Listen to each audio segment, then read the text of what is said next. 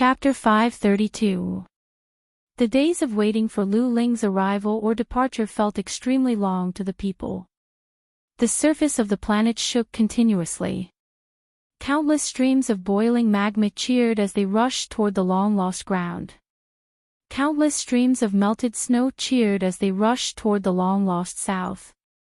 The three largest plains had turned into an ocean, but it was snowing during summer in the southern hemisphere's hilly region. The gloomy clouds that covered thousands of kilometers of the sky were swept up by the strong wind and rolled into strange shapes. Dense and huge lightning flashed continuously in the clouds, tearing the gloomy, wet, and cold sky apart. Then, thunder rumbled, causing the entire earth to begin to tremble. In this hellish environment, the only thing that could make the Federation soldiers feel a little bit of sunshine was the good news that came from the battlefields of the other two galaxies. Of course, as for the soldiers of the Iron 7th Division, it was not known to outsiders how complicated their feelings were. Like the commander of the new 17th Division, Yu Qinghai, all the soldiers who watched the final battle of the Federation's victorious military operation were in awe of the military talent displayed by Tiger of the West Woods in this battle. All the officers automatically gathered in one place to discuss the details of the battle. They analyzed Commander Zhong's commanding methods in depth and learned seriously. Even the officers of the Iron 7th Division who stayed on the surface were involved in the process of learning from student Zhong Laohu. It was said that this was a direct instruction from the commander they admired the most. In an inconspicuous grayish-black feather warship in the fleet of the Federation outside the atmosphere, Du Shaoqing, who was sitting upright in his chair, was reading the battle reports sent by the two galaxies with a serious expression. With his rank, the battle reports that he could read were much more detailed than the basic officers. Therefore, he could read them more clearly, and his feelings were even more complicated. So you haven't regressed in the past 10 years. Du Shaoqing took off the black lambskin gloves in his hand and tapped lightly on the light screen with his fingers. He raised his eyebrows as if he was thinking and looking forward to something. A confident smile appeared on his lips. Commander, is there anything to be happy about? Dong Fangpei, who was standing in the corner of the room, asked curiously. The Federal forces knew that Commander Shaoqing had a pair of extremely loyal subordinates. They were Shimin Jin, the commander of the defense battalion, and Dong Fangpei, the commander of the assault regiment. Now, Shimin Jin had been transferred away from the front lines in advance for some reason and returned to the capital ring, while Dong Fangpei had been stripped of his military position because of the ambush of the Green Dragon Mountain troops. The Tiger commander in the frontline command center naturally wouldn't use these trivial matters to attack Du Shaoqing and his Iron 7th Division. The 5460 command center also didn't want to offend the president and the military. Moreover, Dong Fangpei's refusal to rescue the advance group of Green Dragon Mountain seemed to be cold-blooded and heartless, but when they looked into the details, they couldn't find any violation of military orders. It was Du Shaoqing himself who removed Dong Fangpei from the position of lieutenant colonel. He didn't make such a severe punishment because he was arrogant and confident and wanted to use this opportunity to appease certain parties, nor did he want to punish Dong Fangpei for not helping when he was in danger. Instead, he wanted to punish him for his stupidity in commanding at the last minute. At the same time, he wanted to punish his subordinates for their dangerous impulsiveness due to their fanaticism when it came to him. Being demoted from a lieutenant colonel to a lieutenant colonel orderly might be extremely humiliating in the eyes of others, but Dong Fangpei didn't have such a concept at all. He was very happy to be able to follow beside his commander again like he did 10 years ago. The Iron 7th Division was made up of such a group of people. They were very cold, tough, and good at fighting. They were very strict with their enemies and their comrades. No one could find any fault with them in terms of military discipline and fighting spirit. That was why they were able to become the Federation's trump card division, and become the division with the highest status in the hearts of the Federation people after the 17th Division. However, on the surface of this planet and in space, there was a new 17th Division beside the Iron 7th Division, a new division that inherited the glorious history of the Army God Division. Since they entered the front line, they began to shine brightly and won many battles. If it was in the past, the 17th Division, which had old Masterly Pifu and had sent countless stars to the Federation, would never put the Iron 7th Division in their eyes. They wouldn't even bother to fight with each other. However, because of the appearance of that person called Du Shaoqing, the two trump cards began to be on equal footing. Because of their similar statuses, those old historical grudges would find a suitable stage to play out again. On the ground, the friction between the two armies had never stopped. Fighting for military merits, which seemed childish but was the most important activity in the military camp, had always been happening. The hundreds of soldiers who stayed on the planet's surface to observe Luling were all from these two divisions. Now that they were trapped in a corner of the spaceport, the two sides often saw each other. They even had to eat in the same cafeteria. The provocation and disdain in their eyes shot at each other thousands of times, and the insults in their words never stopped. The anger between the two sides grew bigger and bigger, and there was a danger that it could explode at any time.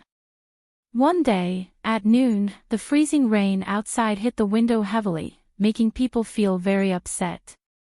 The soldiers of the new 17th Division and the Iron 7th Division began to mock each other in the cafeteria again. The content of this script would always repeat between the following lines: when my division went deep into the Empire's territory to destroy the enemy 17th Division, you guys were still playing with mud in S3. When my division was fresh and stormed into the West Woods, you guys were still flirting with girls in Harbor City and could only eat my leftovers. My division's battle record, my division's killing of the enemy. My division fired the first shot of the Federation's counterattack against the Empire at the front line of Huangshanling Lonely Ridge. If my division's Lieutenant Colonel Su Le didn't help, would you guys be able to fire that shot? Since Su Le was mentioned, the following argument naturally developed into: my division has a level 5 ace pilot. My division has Lieutenant Colonel Su Le. My division has many of the latest MX mechas. My division has Lieutenant Colonel Su Le. My division beat your division in the military drill and graduation drill more than 10 years ago. My division only sent Lieutenant Colonel Su Le alone to break through your defense camp. My division has the undefeated division commander Shaoqing. My division has Lieutenant Colonel Su Le. My division commander Shaoqing has never lost a battle and is known as the #1 general in the Federation. My division's Lieutenant Colonel Su Le has never commanded. He blocked in front of your division commander by himself, and he didn't dare to do anything. The new 17th Division had a lot of things to show off, but the wonderful thing was that the soldiers knew very well that the most hated and most difficult part of the Iron 7th Division was Lieutenant Colonel Su Le. So no matter what the Iron 7th Division soldiers said, the new 17th Division would only say the words Lieutenant Colonel Su Le with a mocking smile. These words were like an omnipotent patch that could be patched to any place they wanted. The soldiers of the Iron 7th Division were enraged and their veins were bulging. Under the deliberate connivance of Division Commander Yu Qinghai, and the influence of Sourlon Xiaolong and Dirty Work's 7th Division, the new 17th Division was gradually inheriting the true and secretive style of the old 17th Division: shamelessness.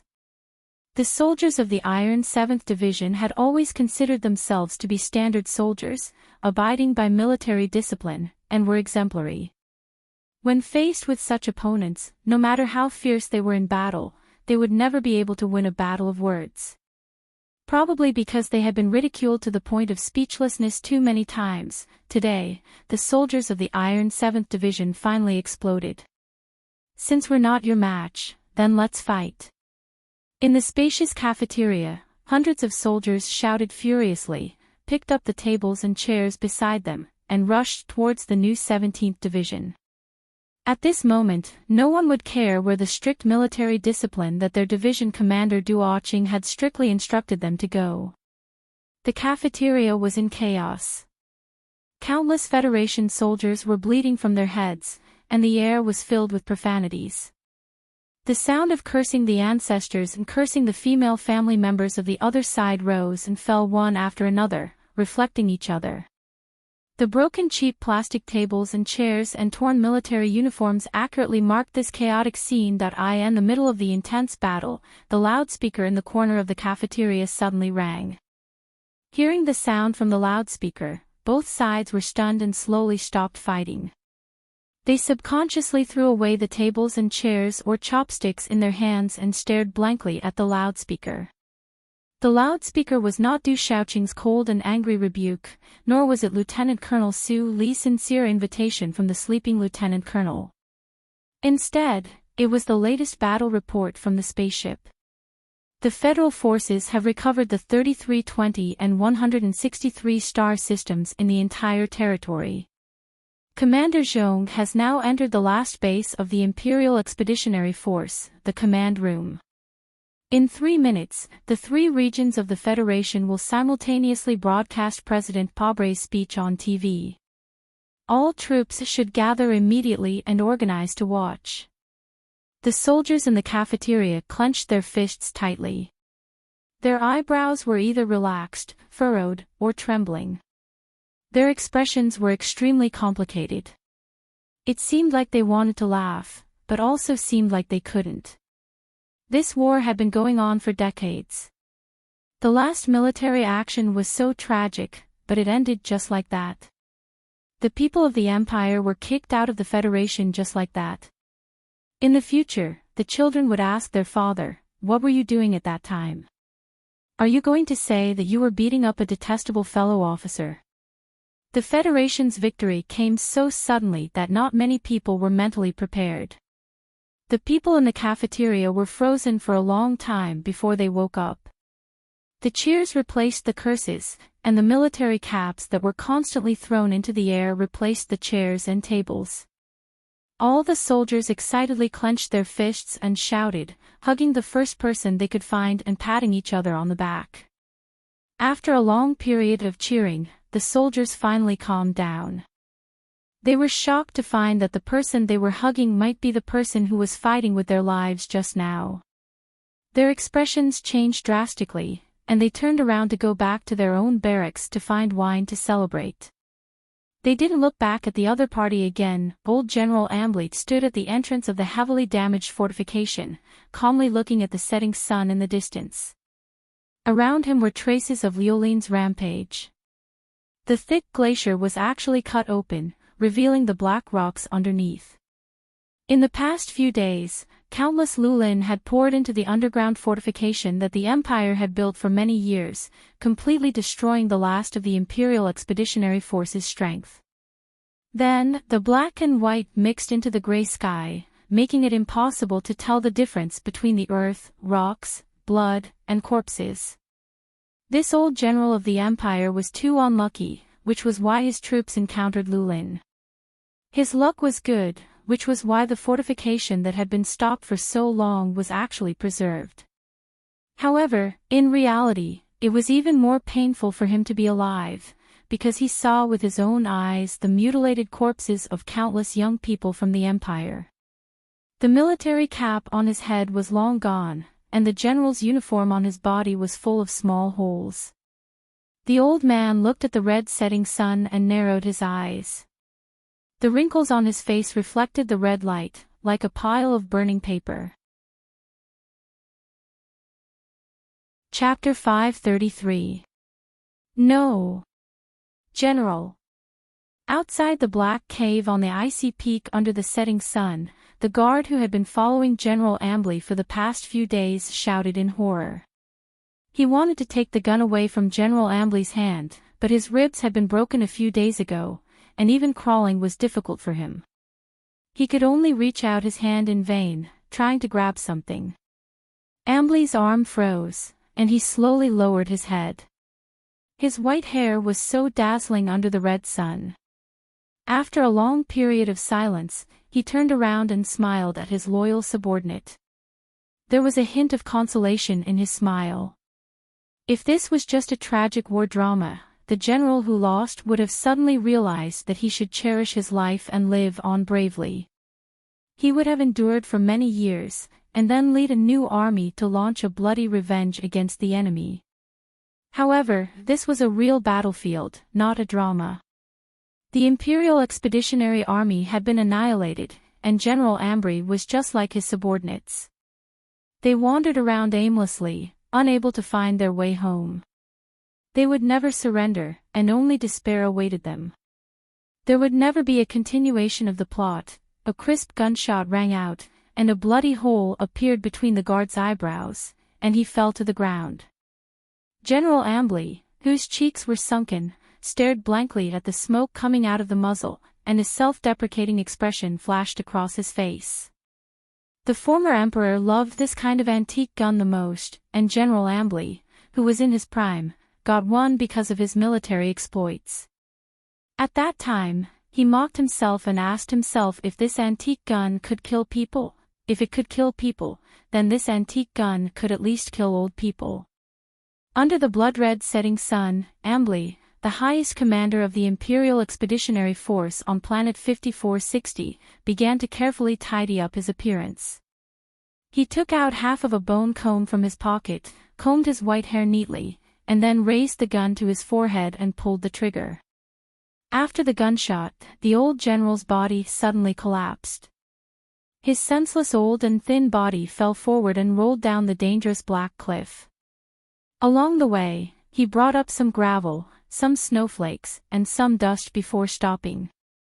His head of white hair was already stained with blood and tangled into a ball. Sulu, who had worked with the experts for 3 days and 3 nights, fell asleep.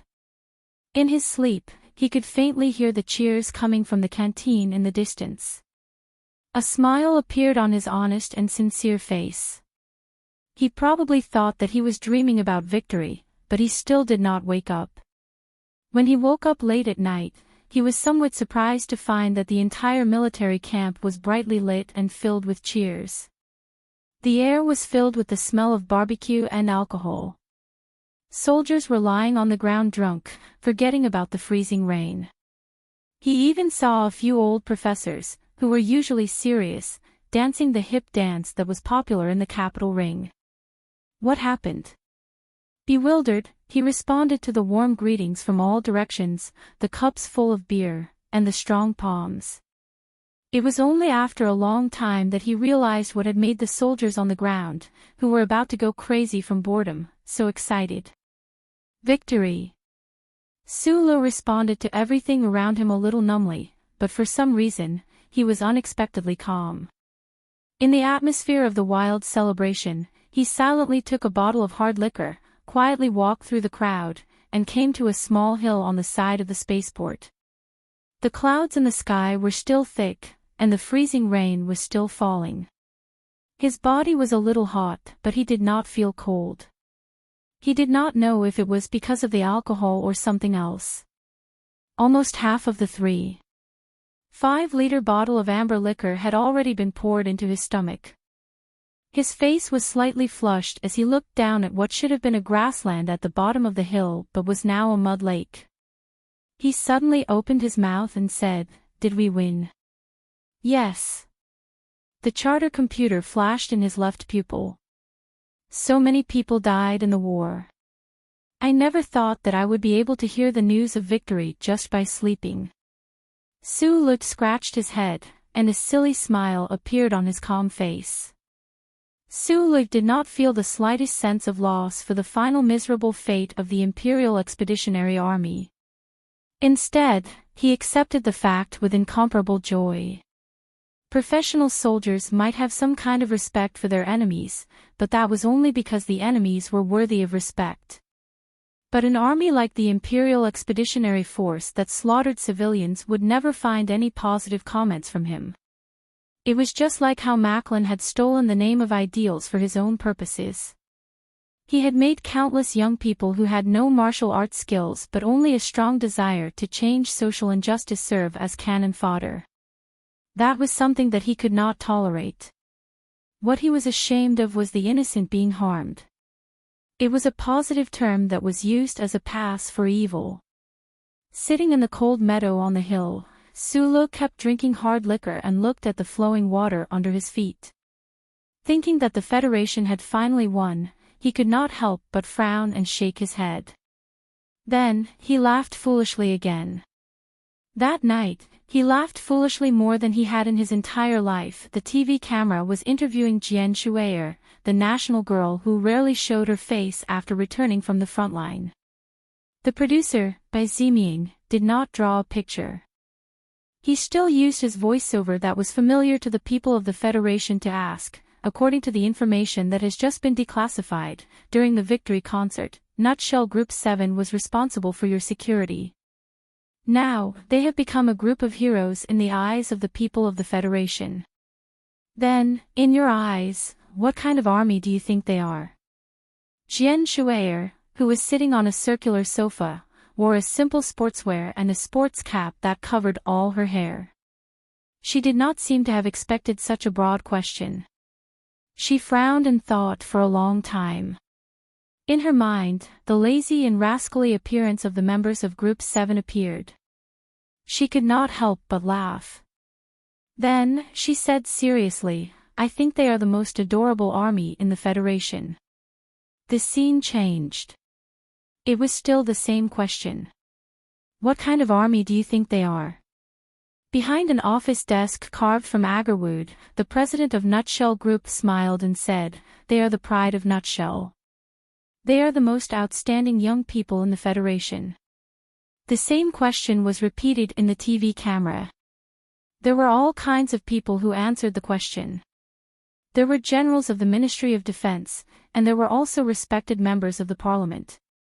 The target of the question was expanded to the people of all social classes in the Federation. Everyone's answer was different, but it had a different meaning. Since they can take over the flag of the 17th Division, it must mean that they are outstanding. As for the question of iron, I think it should be said that they are the trump card of the Federation. The person who answered this question was a young and proud officer of the 2nd Military Region. I don't know much about war. A female employee who was wiping the dust on her high heels was stopped by the camera crew. She stood up in a panic. Suddenly, a trace of shyness flashed across her face. But I have seen the TV. There are a lot of handsome young men in this army. Especially Secretary Bai, he is very pitiful. Chapter 534. After a quick zoom on the TV screen, Xiong Linquan's big face full of mud appeared. He was eating and staring at the camera in shock and said, "Why are we fighting?" "Of course, it's to protect the Federation." Then he seemed to be honest, but he shamelessly admitted, "But this is the answer you taught me to say." Miraculously, neither the Golden Star Film Studio nor the Federal News Channel cut out this part of the footage. The camera continued to film for a long time, from the big tree behind the camp to the entrance of the division headquarters. Gu Shifeng, who had been appointed as the new commander of the Electric Control Battalion of the 17th Division, answered the question innocently, "Why did you fight?" "I say, Director, who came up with this stupid question?" "Because the veterans are charging too fiercely. If we don't keep up during the battle, it will be very embarrassing." The muscular Yan Bingyan thought for a moment and answered seriously with a thick cigarette in his mouth. "I really didn't think about this question. At the very beginning, we were sent to the West Woods for no reason. We were miserably drilled for 10 days before being thrown to the front line." Song Xiang frowned and thought of his friend who had left the army. He shook his head and said with a sigh, "In a place like this, if you don't fight, you will die. Naturally, we can only continue to fight." At the end of the interview in the documentary, Major Lan Xiaolong, who claimed to be the spokesperson for Group 7 and the new 17th Division, gave a concluding answer to the hundreds of millions of people of the Federation behind the camera. He was wearing a new military uniform with all the medals and medals hanging on it. His answer quickly spread throughout the Federation society along with the broadcast of the documentary.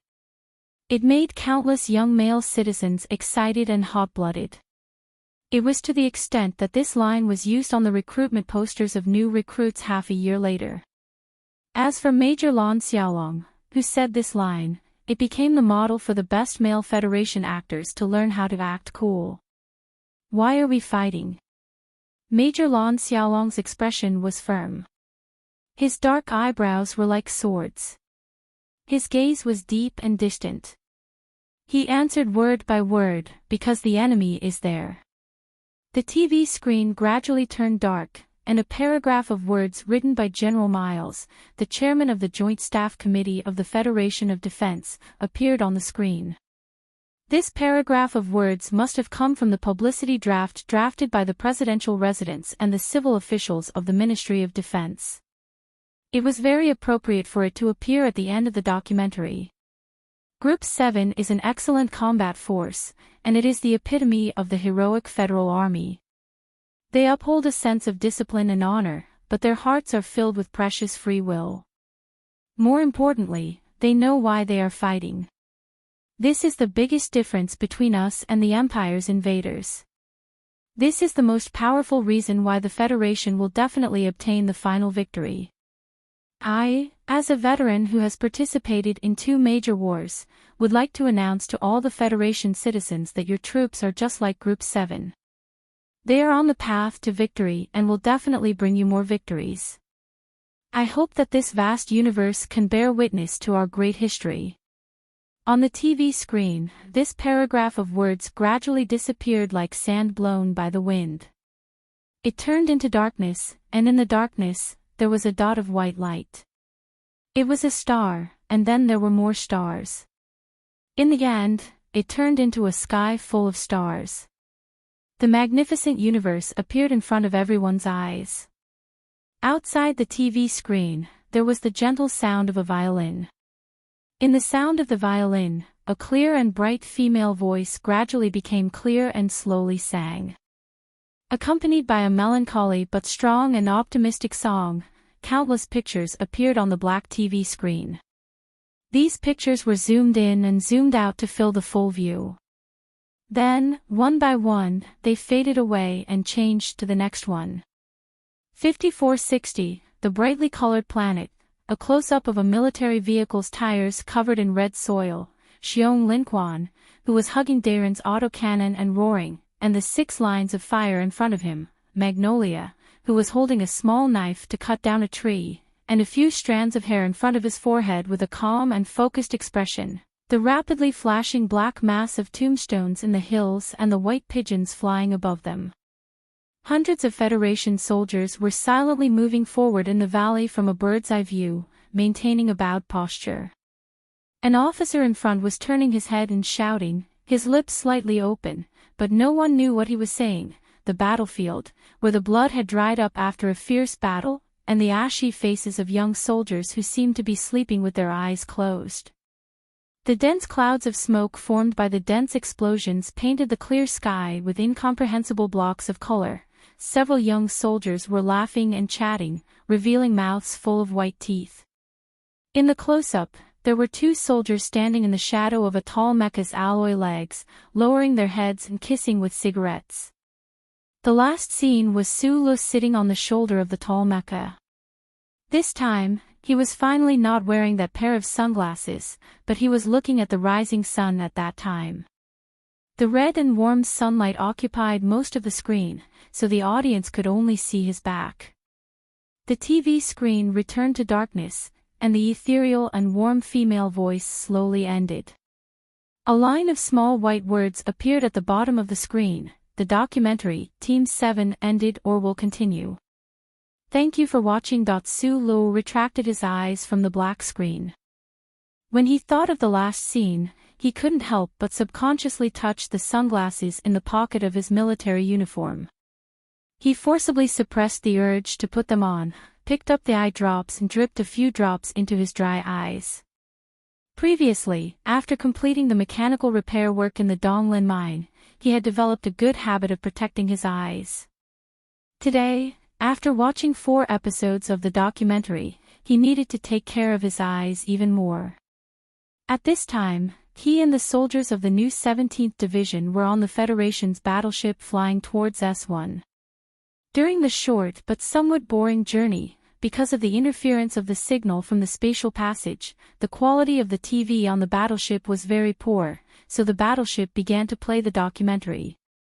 The documentary, Team 7, had caused a great sensation in the Federation, and it could even be said that it had started a trend. A total of 7 episodes were filmed, and the content of the last few episodes was about the reconstruction of the 17th Division of the Federation's trump card, the sincere cooperation between the Army and Green Dragon Mountain, and the content before that. Sulu and the soldiers on the front line had been busy fighting, so they didn't have a chance to watch it all. So today, they watched it from the beginning to the end with curiosity, vanity, and some uneasiness. You don't say, this documentary is really good.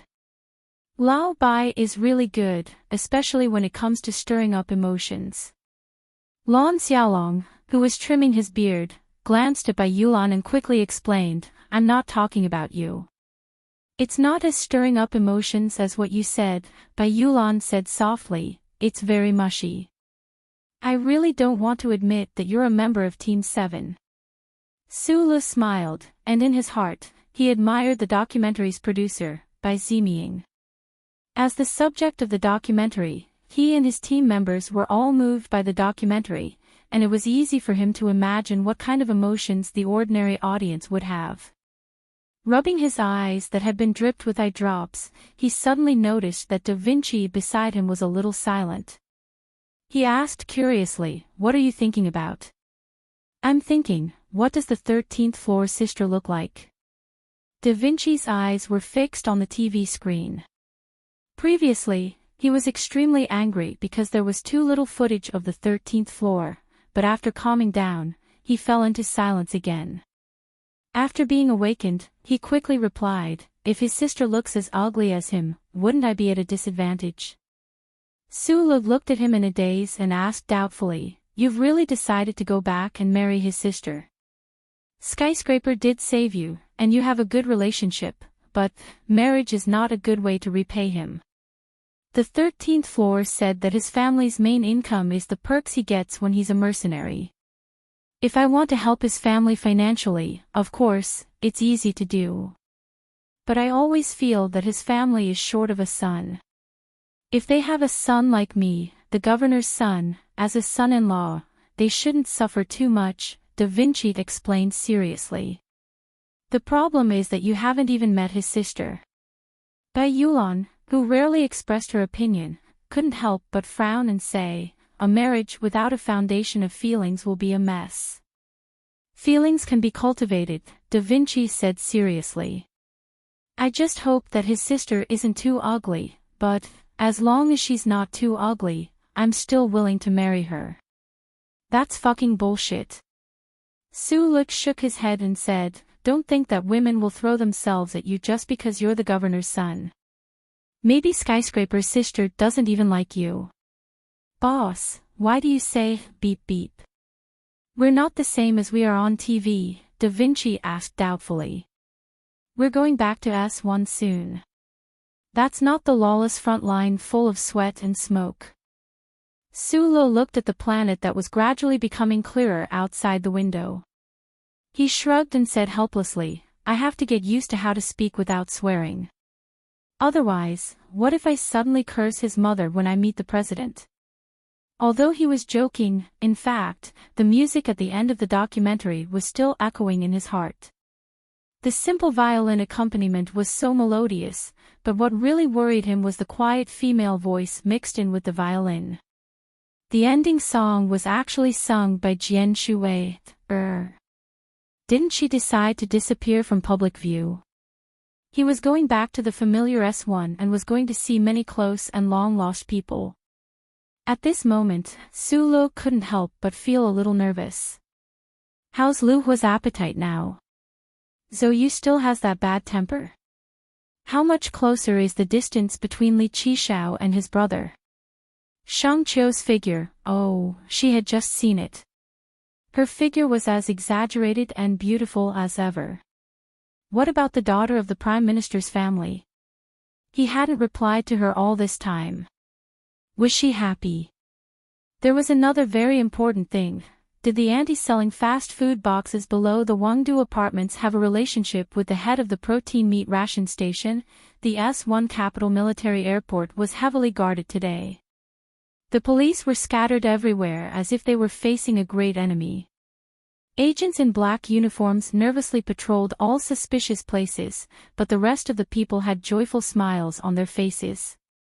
There was not a trace of nervousness at all. This was the scene of the Federation ceremony to welcome the victorious return of the frontline soldiers.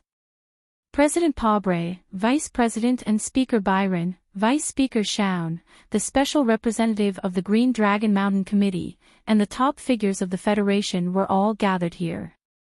They gave the dozens of slowly landing giant warships and the ordinary young Federation soldiers on the warships the highest courtesy.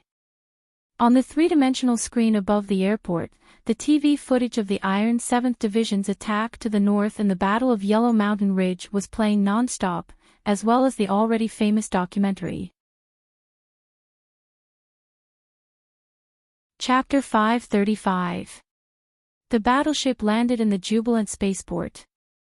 Amidst the blast of air, the cheerful military music grew louder and shook the clouds. A few minutes later, this group of soldiers who were going to participate in the welcome ceremony walked out from under the huge battleship. Many soldiers looked at the scene in front of them with surprised and nervous expressions. Sulu was also one of them, but he was not surprised or frightened by the Federation's enthusiasm at this moment. The sunglasses on the bridge of his nose reflected the clear afternoon sun. He dragged the box that Jian Shuai had specially sent over with his left hand and slowly walked out from the caterpillar tunnel under the belly of the battleship. In the distance, Shi Qinghai was mixed in with the Green Dragon Mountain team. He raised his eyebrows and walked down from the belly of the battleship with a smile on his face. He was also dragging a box beside him.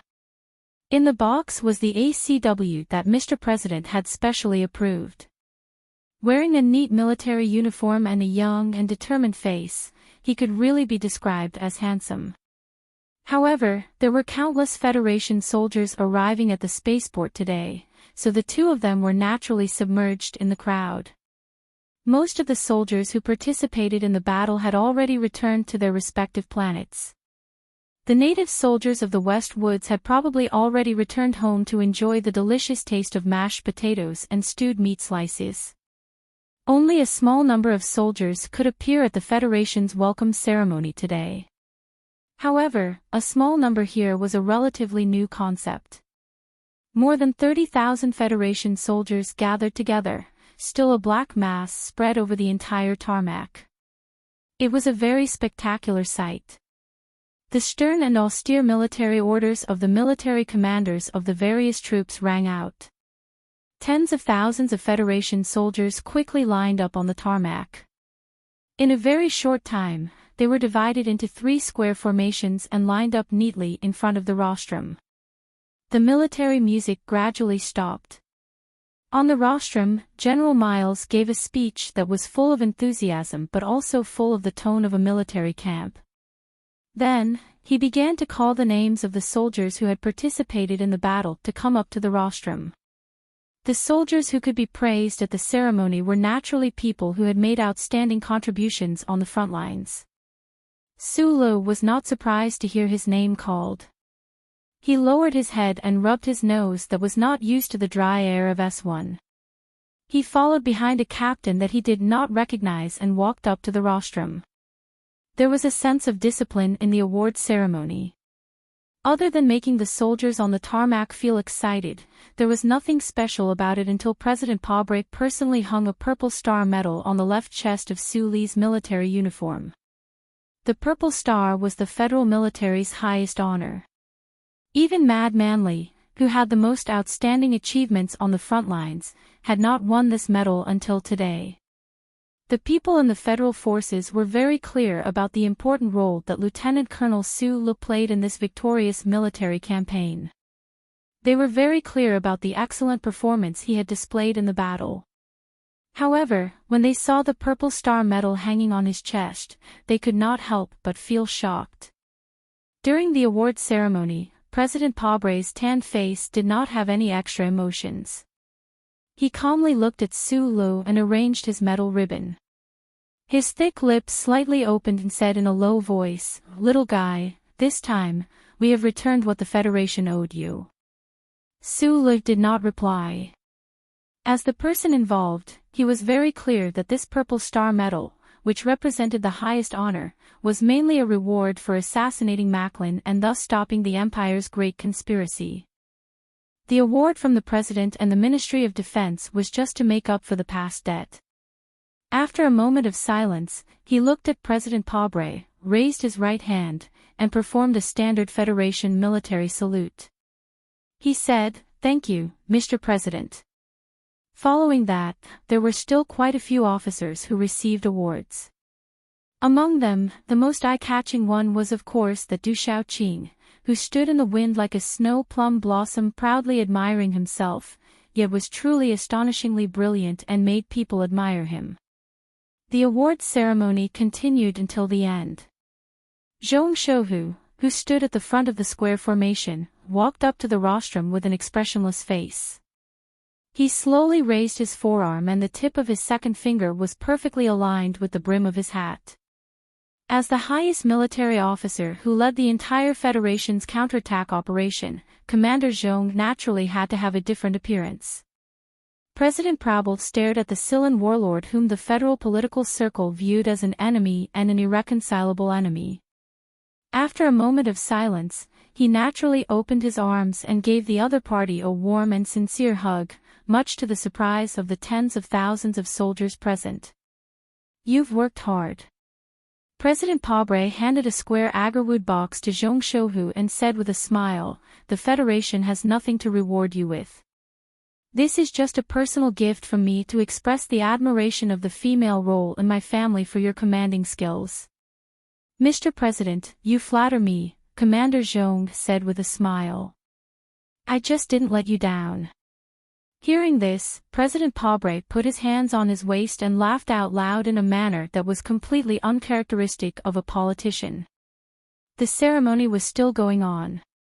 Su Lu, who was enjoying the treatment of a deputy division commander, could only obediently occupy an inconspicuous corner at the back of the countless generals on the rostrum. He watched the big shots of the military in front of him happily conversing. In his heart, he kept thinking about what he should do first when he returned to Wangdu Apartments later. At this moment, he saw that in the front row of the rostrum, Zhong Shouhu was looking straight ahead, but he raised his right hand and hooked his finger behind him, making a gesture to greet him forward. Su Lu was slightly dazed. The war heroes and high-level officers of the Federation next to him, on the other hand, had already cleared the way with envious eyes and knowing smiles. He scratched his head and walked forward along the path that his colleagues had made way for him. He stood behind Commander Zhong and asked in a low voice, "Commander, what orders do you have?" "The upper echelons of the Federation have all arrived. Representatives from all over the capital city have come to welcome you. Everywhere you look, there is jubilation and respect." Zhong Shouhu did not turn around. He asked with a smile, "Does it feel good?" Su Lu lowered his head and thought for a moment. He then replied with a smile, "It does feel good." General Miles, who was standing in the middle of the first row, heard the conversation between him and Zhong Shouhu. He said indifferently, "Kid, this is the treatment we deserve as soldiers, so you have to get used to it." Zhong Shouhu looked straight ahead, shook his head and said, "General, you stole my line. I saw this young man first." General Miles, as the chairman of the Joint Staff Officers, was the real boss of the military. Faced with the question of the local tyrant of the West Woods, he raised his eyebrows and said, "Is that so? The problem is that I got this guy out of Qingqing prison." Su Lu did not know how to respond when he heard the two top military bosses arguing about such a boring topic that was closely related to him. He could only lower his head and look at the dust on his military boots, keeping his mouth shut. At this time, he did not realize what kind of shock this scene of standing behind the two bosses and having a very private conversation would bring to the people present. This shock was not only the confirmation of some rumors, but also some problems in the future. I declare victory. The military operation has achieved the most complete victory. From this moment on, no invader of the empire can stand on our own land. At this time, President Pobre finally began his speech. The president, who was born as a lawyer, continued his super-speaking ability that he had shown in countless elections. His words were like countless heavy fruits that fell on the fertile land, making the whole spaceport quiet down. The tens of thousands of Federation soldiers were focused, and a strong impulse and sense of honor was born spontaneously, making it hard to forget. At the end of the speech, the president waved his right arm vigorously, his body slightly leaned forward, and with a calm and determined look, he looked down at the participating troops and countless reporters and flashing lights in the spaceport and said, "The free people will never be satisfied with the temporary victory over the despotic darkness. This year, or next year, I and all of you here will definitely fight to the homeland of the Empire. The Federation has never been a collection of belligerent citizens. The purpose of war is peace. It is still the same time, this year or next year, but we will definitely march forward bravely." Mr. Pobre stared at a young soldier in front of the dense square and said solemnly, "But we will not be blinded by victory. I can only promise you that that day will come, but I can't promise when it will come." Perhaps this is a strange remark that no one in the Federation who is used to winning is willing to say. But I have to say it. The president smiled and said, "Please maintain a certain degree of patience." There was still no timetable to enter the homeland of the Empire, and the political circle of the Federation was still hesitating. Even in such a grand ceremony, the president admitted it. Hearing those words, many people in the federal military standing on the rostrum lowered their eyes. What those generals and heroes hoped most was that the Federation could fight to the homeland of the Empire as soon as possible. On the spacious tarmac of the capital's military airport, it suddenly became quiet. No one applauded. The soldiers looked at the blurry figures on the rostrum with complicated feelings. They even had some bad omens. Could it be that during the glorious welcome ceremony, there would actually be signs of trouble on the stage? At this moment, Zhong Shouhu, the commander of the West Woods military district, who no one expected, began to clap very seriously. General Miles began to clap without changing his expression. Then, Minister of National Defense Zhou Yingxing and Mr. Li Jiedu, the president of the First Military Academy, began to clap one after another. Applause seemed to be something that was naturally contagious. Especially after the four military leaders made clear reactions, the participating troops, the government, and the high officials of the parliament all began to clap hard. In an instant, the thunderous applause soared into the sky.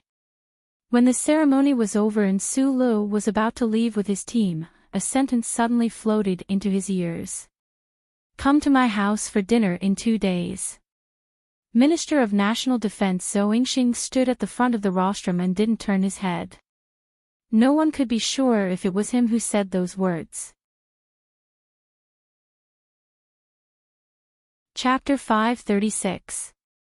Bai Yulan went to the hospital to visit her family members who were forever in deep sleep.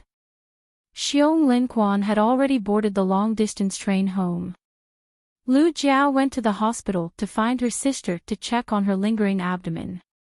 Lan Xiaolong took a military transport to the port.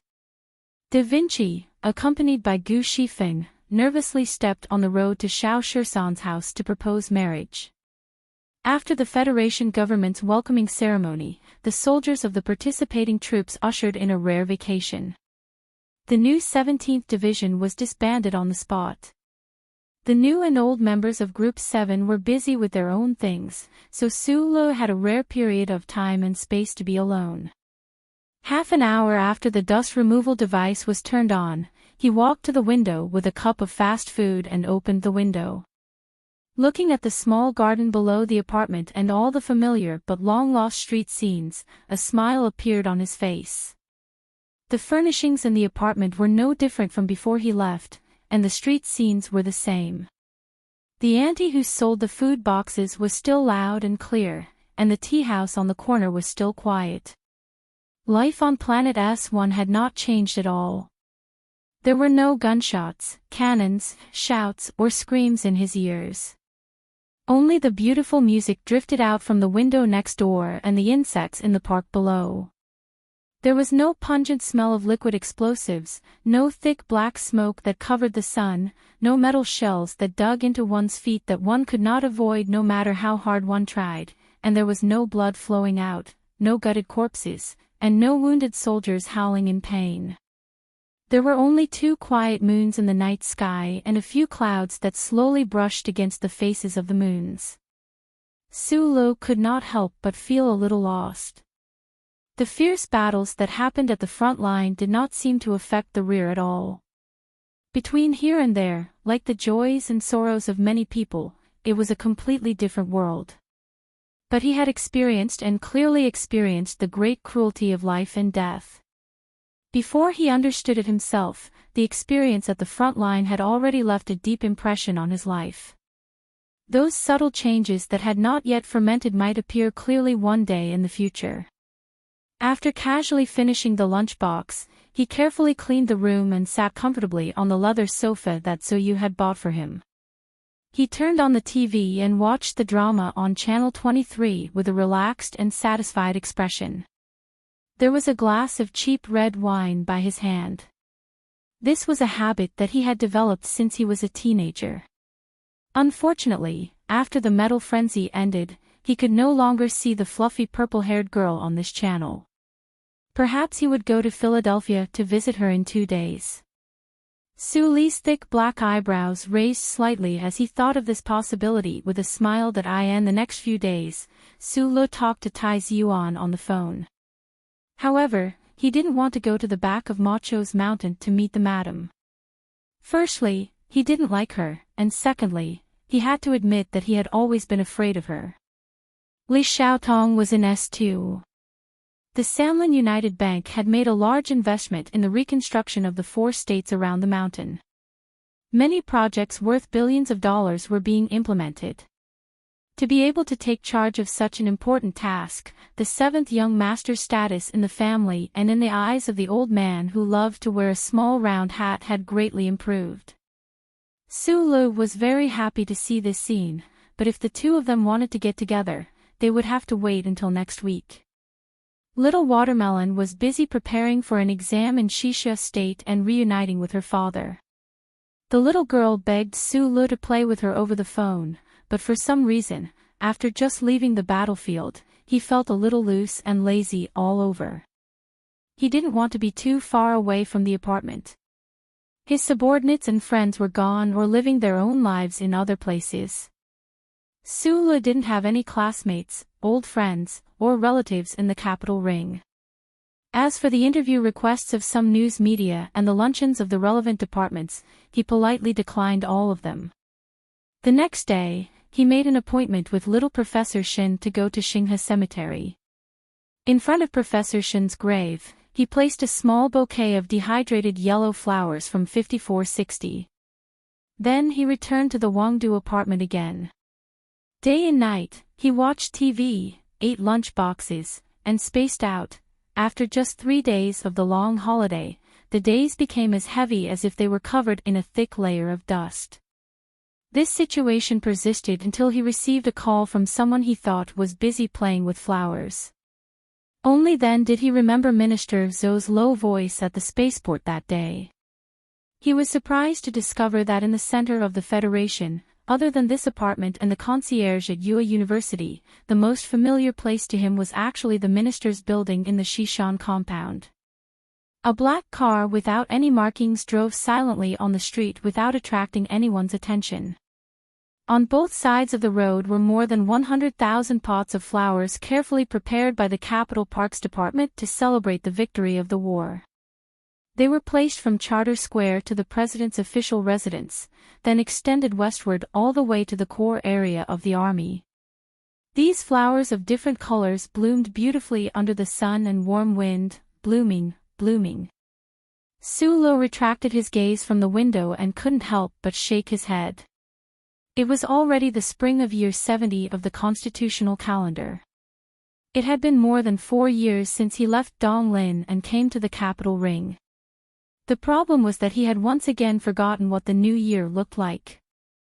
Once life became intense and exciting, would the footsteps of time become so hurried?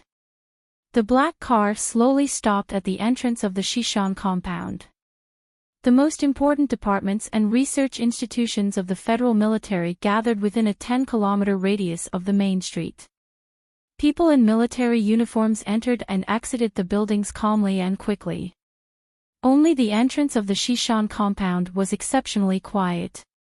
Other than the 2 armed military police at the entrance, there were no security measures, but anyone in the Federation knew how tight the security of this compound was. After a strict identity check and a secondary scan of the Federation's electronic surveillance network, the military police heard a beep and looked at the results on the handheld scanner. They stood at attention with a snap, gave a standard military salute to the person in the car, and said with a smile, "Lieutenant Colonel Sulo, please come in." The military police of the Shishan compound and even the surveillance personnel in the central control room were very familiar with this black car and Sulo in it, but discipline was discipline. In the past, after Sulo passed the inspection, he would always chat with the military police, but today he was obviously not in the mood. After nodding, he started the car again. The roof of the car reflected the clear sky, and the deep green and even a little gloomy shade trees kept retreating outside the window. Sulo narrowed his eyes and said with a frown, "I must be crazy to bring you into the Shishan compound." Sitting beside him, Shi Qinghai flicked the hard brim of his military cap with his finger, making a snap sound. A smile flashed across his handsome and elegant face, and he said, "Friend, aren't we friends?" Su Li's face was a little ugly. He was able to bring Mr. Shi into the heavily guarded Shishan compound. He didn't know if it was because the military police gave him face and didn't check very carefully, or because the old guy opened the back door again, but no matter what it was, he could feel great pressure on his shoulders. "Don't be so cheeky." He had a headache and said, "You asked me to bring you to the compound. What exactly do you want to do? Life is not a Schiller script. Even if you want to meet Zoyu, you don't have to climb over the balcony. There are countless bars and tea houses outside the compound open. I'm not going to climb over the balcony to see my woman and my son." Shi Qinghai's smile gradually disappeared and he said calmly, "I want to see Zhou Yingxing." Fortunately, Su Li's nerves were much stronger than the average person's, so when he heard this, he didn't panic and drive the car into the big tree on the side of the road. However, his face became a little pale, and he angrily scolded in a low voice, "You're crazy. That's the Minister of Defense.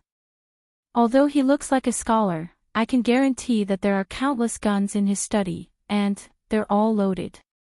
In the depths of the compound, the door of a separate 3-story building was wide open. As far as the eye could see, the Federation's Minister of Defense, Zhou Yingxing, was sitting on the sofa like an ordinary person, wearing a pair of glasses and carefully reading some documents on the electronic screen. "You're here." Minister Zhou heard the footsteps, but didn't raise his head. He casually greeted, "So you just returned from Linhai a few days ago?" "Right now, she's upstairs coaxing the child." "Sit down first. Tonight's dinner is your favorite, braised tofu skin." Sulu looked at him sitting on the sofa, his back dripping with cold sweat. His throat was incomparably dry, and he didn't know what to say. He greatly admired this low-key Minister of Defense. Only the soldiers on the front line could truly feel that the Minister of Defense, who came from the logistics system, had provided such a strong support for this victorious military operation. "Oh, right. Zhou Yu is currently studying at the third campus. I heard that her grades are pretty good. You once taught this good-for-nothing son of mine a lesson. Now it seems that it was indeed useful. Still hearing no reply, Minister Zhou raised his head in confusion. He took off his glasses and looked at the extremely nervous Su Lu and the officer beside him. He couldn't help but frown slightly. He said, "You brought a friend here." "Hello, I'm the liaison officer of the Special Forces, Shi Qinghai." Shi Qinghai smiled and introduced himself. "Previously, you said that I taught Major Zhou a lesson, and the other person is me." Minister Zhou's frown gradually dissipated. He put his glasses on the coffee table and looked up at the two young people at the door. His face was calm and full of pressure. He slowly asked, "I know you, but, then what?" Shi Qinghai stood there in silence for a long time. After taking a deep breath, he walked to the front of the sofa and bowed 120 degrees very seriously and respectfully. His head seemed to almost touch his knees. Then he straightened his body and looked straight ahead. In a loud and sincere voice, he asked, "Minister, I am Lu Hua's biological father. Please allow me to take your daughter as my legal wife." When Shi Qinghai walked over resolutely, Su Lu wanted to grab him. But for some reason, his outstretched hand slowed down. However, he didn't expect that his best friend would say such words on their first meeting. He looked worriedly at the minister on the sofa. He was very worried that he would faint from anger. He was even more worried that if he didn't faint, he would call for a group of Special Forces soldiers to kill him and Shi Qinghai. Unexpectedly, Minister Zhou's expression didn't change. He picked up the glasses on the coffee table and put them on his nose. He continued to read the documents in silence. Chapter 537. There were no decorative green plants in the spacious living room, only a few light brown pots of iron trees. There were gear-shaped handicrafts on the white wall in the corner, as well as small bullet shell sculptures on the round table in the corner of the light-colored sofa. The interior of the building was filled with a clear military atmosphere, which was very suitable for the identity of the owner of the building. He was firm and silent and powerful. Minister Zhou sat on the sofa and began to read the documents again. The silence in the quiet living room gradually turned into an ominous silence. A kind of tough atmosphere began to fill the air. This atmosphere was a kind of torture for Shi Qinghai, who was standing in front of him, and Su Lu, who was standing at the door. No one dared to speak in the entire living room. In the absolute silence, the sound of breathing gradually became audible. The ticking of the old-fashioned clock on the wall became clearer and clearer, and even the sound of children crying upstairs could be faintly heard. Shi Qinghai still maintained a respectful smile, but his calm eyebrows began to moisten. In the silence, he took a deep breath, bowed deeply again, and then maintained this posture without moving an inch. During this process, he was as silent as Minister Zhou, who was sitting in the chair, because both of them knew very well that the silence meant that nothing was said. However, Minister Zhou's expression did not change at all. He quietly read the documents, and the faint light spots reflected on his spectacles. He did not even notice the existence of the person in front of him. After more than 10 minutes, he finally finished reading the documents that he needed to review today. He took off his spectacles, rubbed his eyebrows, and stood up. After a moment of silence, he looked at Su Lu and said, "Are you trying to say that this person is the father of my grandson?" The silence was finally broken. Su Lu breathed a sigh of relief and nodded silently. At this time, Shi Qinghai was very perceptive and did not make any unnecessary movements or words. He just quietly waited on the side. Minister Zhou did not give him a chance to wait for the result. This military boss narrowed his eyes, put his hands behind his back, and walked straight upstairs, without even looking at him.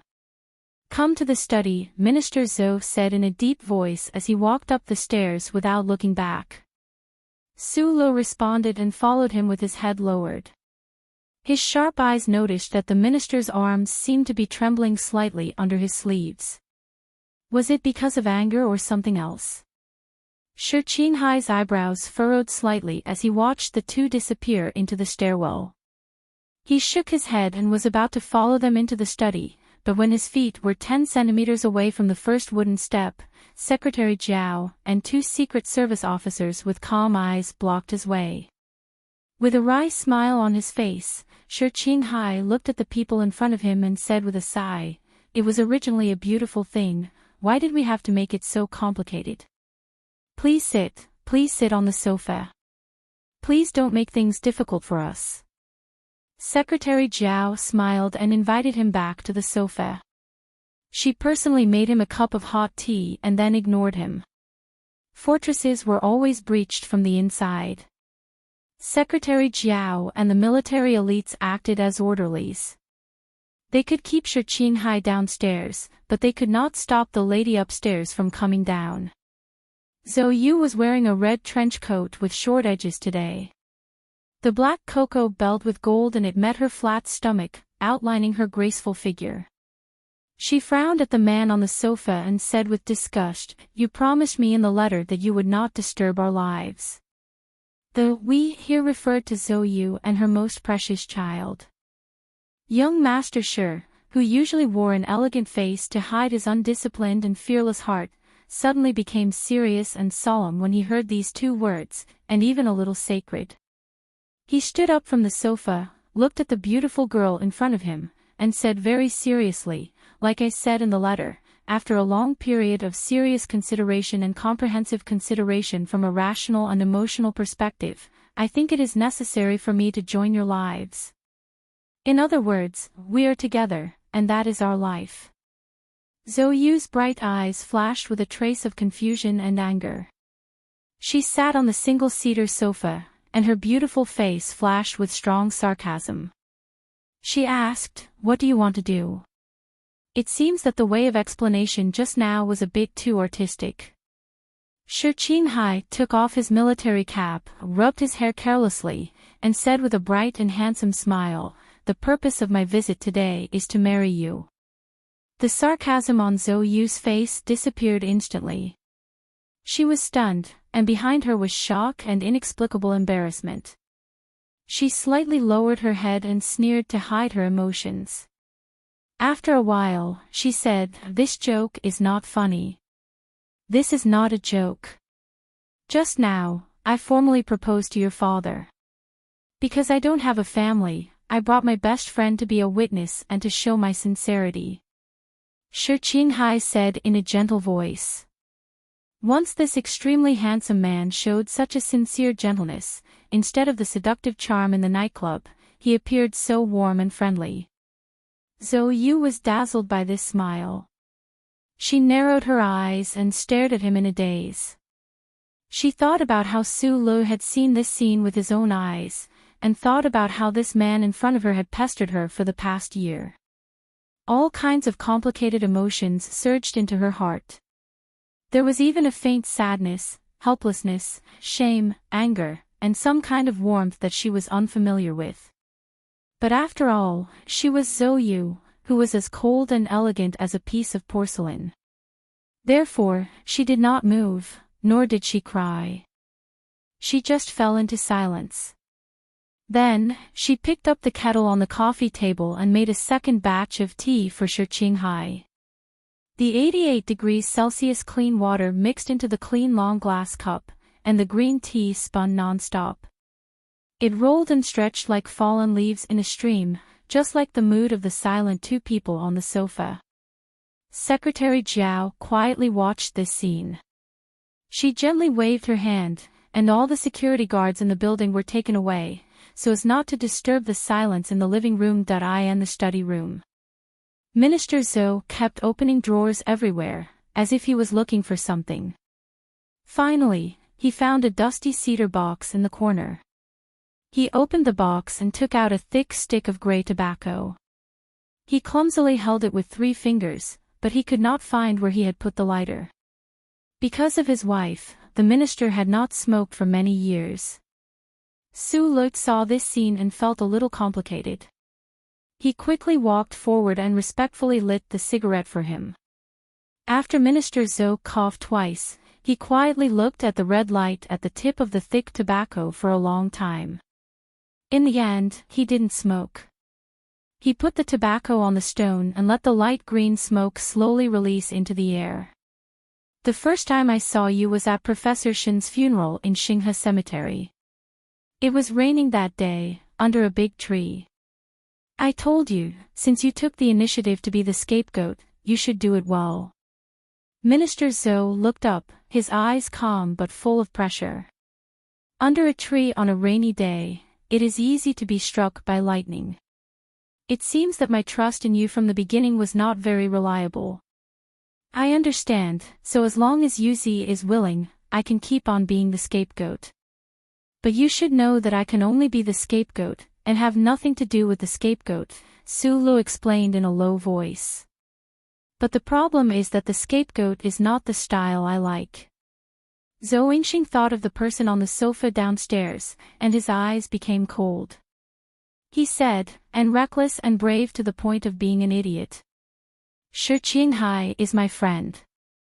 Although he used to be a bit of a playboy, I can assure you that he will be the best husband if he is determined. Su Lu looked back at him and said seriously, and after all, he is Lu Hua's father. No one can change that. Department head Zhou did not reply immediately. A thick sense of mockery appeared on his face as he said, one of the most successful spies in Green Dragon Mountain. He dared to assassinate Macklin with you. This kind of person, is it possible to be confirmed? The daughter of the Federation's Minister of Defense can marry this kind of person. I am not surprised that the Minister of Defense would know a lot of information when he heard the name Shi Qinghai. Su Lu tried to ease the tension in the study, and said with a dry laugh, but at least this proves that he is indeed an outstanding person. It is not the Minister of Defense who is investigating him, but a father. Zhou Yingxing's voice sounded a little emotional. An anti-government spy who plays the violin every day outside the walls of the West Mountain compound. If he still can't figure out what is going on, it can only be said that this father has failed in his duty. Su Lu was shocked and then fell silent. Only now did he know that the minister had already determined who Lu Hua's father was. Speaking of which, although no one other than the two parties involved and Su Lu knew about the sudden drunken incident on that snowy night in Linhai, with the Minister of Defense's monstrous power, it wasn't very difficult to find those minute traces after some suspicion. I will not agree to this matter, because I do not want my daughter to marry a playboy, a playboy spy who can die at any time. Minister Zhou rebuked in a low voice, leaving no room for doubt. Su Lu did not have time to say more good words for Mr. Shi before he heard the minister's cold and simple last word. Get out. Su Lu was silent, and walked out of the study with his head down. He finally understood where Zhou Yu's fierce temperament came from. The minister's highly respected scholarly image was just a facade. Zhou Yingxing watched Su Li's back as he walked out of the study. His anger subsided a little, and he could not help but feel a little complicated. The image of a young man carrying a pot and walking forward with a smile appeared in his mind. He felt very regretful. A minute later, Su Lu and Shi Qinghai were kicked out of the door by a group of soldiers. Zhou Yu, wearing a red windbreaker, leaned against the door and smiled, holding a cup of green tea in her hand. At this time, the phone in Su Li's hand rang. He shouted angrily, "Speak." The caller was Gu Shifeng, but the one crying on the other end of the phone was Da Vinci. They had been kicked out of the house by Xiao Shisan's father with an alloy shower head. What made Da Vinci sad and happy was that Xiao Shisan's sister was very delicate. Su Lu hung up the phone and glanced at Mr. Shi, who was beside him with a gloomy expression. He could not help but feel depressed. Both sides of the marriage proposal were not going well. Chapter 538. The windows on both sides of the moving black car rolled down. Two hands stretched out, each holding a 37 brand cigarette. The cigarette had just lit up some ash, but it was blown away by the wind in front of the road, bright and red. Hai took back his hand, took a deep breath, and licked his slightly bitter teeth with the tip of his tongue. He shook his head and said, "Speaking of which, I haven't said thank you to you since Yu was pregnant." "You're welcome. You said it was something I should do. Maybe the taste was a bit strange, but I really didn't put in much effort. I just didn't end your family line, so I don't deserve your thanks," Lu said mockingly. His hand holding the cigarette was on the car window, and his free little finger and ring finger kept tapping the car. Hai threw the cigarette butt out of the window and replied, "If you can get my marriage done, I'll thank you properly. Although I also believe in freedom of marriage, you have to know that I'm not Judge He-ing, who can't even give face to Philadelphia," Lu said somewhat angrily. "Her father is the Federation's Minister of Defense. What can I do? You have to think about this question yourself. My identity in Green Dragon Mountain is too sensitive. If you make too much noise, I'm afraid it will have the opposite effect," Hai said shamelessly. Lu finished the cigarette in one breath, pressed the cigarette butt on the car's ashtray, and twisted it hard.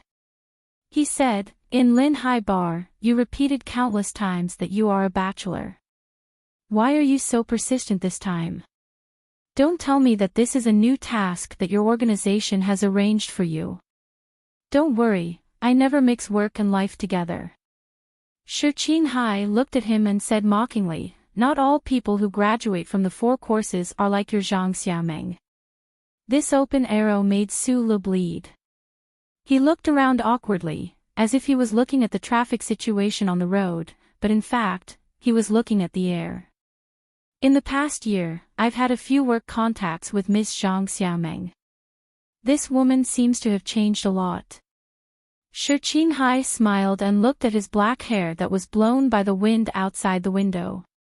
He said, "If you want to relive the old dream, I can bridge the gap for you." Lu was speechless and could only remain silent. After a long time, he replied, "First, she and I have already passed. Secondly, if I want to be with her again, I don't need you to do anything. I know how to get to Parliament Hill. Thirdly, the difficulty of this matter is not equal to what you are doing now. Alright, I'll explain to you why I want to marry Yu." Hai said in a serious tone, "First, she is the mother of my son. I have lived for almost 30 years and only have one son. Secondly, she is very beautiful, really beautiful. I like to have a beautiful wife. In addition, in terms of genetics, if I marry her, I can provide countless idols for the Federation in the future, just like your Jian Shuier. Don't always say that it's mine. No matter if it's Zhang Xiaoming or Jian Shuier, it's their own." Lu raised his right hand and warned seriously, "Although your reason is ridiculous, it does make sense. Yu's seductive yet not seductive, beautiful yet not serene face matched her cold red robes, making her very charming. Otherwise, it would be impossible for the Leaf family's 7th young master and Mad Manly of Philadelphia to have their hearts set on her."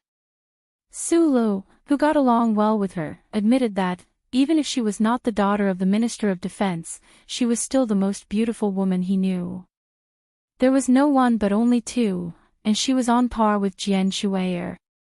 "Going back to the beginning, I'm not only thankful that you took care of her and her son for me during that time, but I'm also thankful that you changed some of her temperament."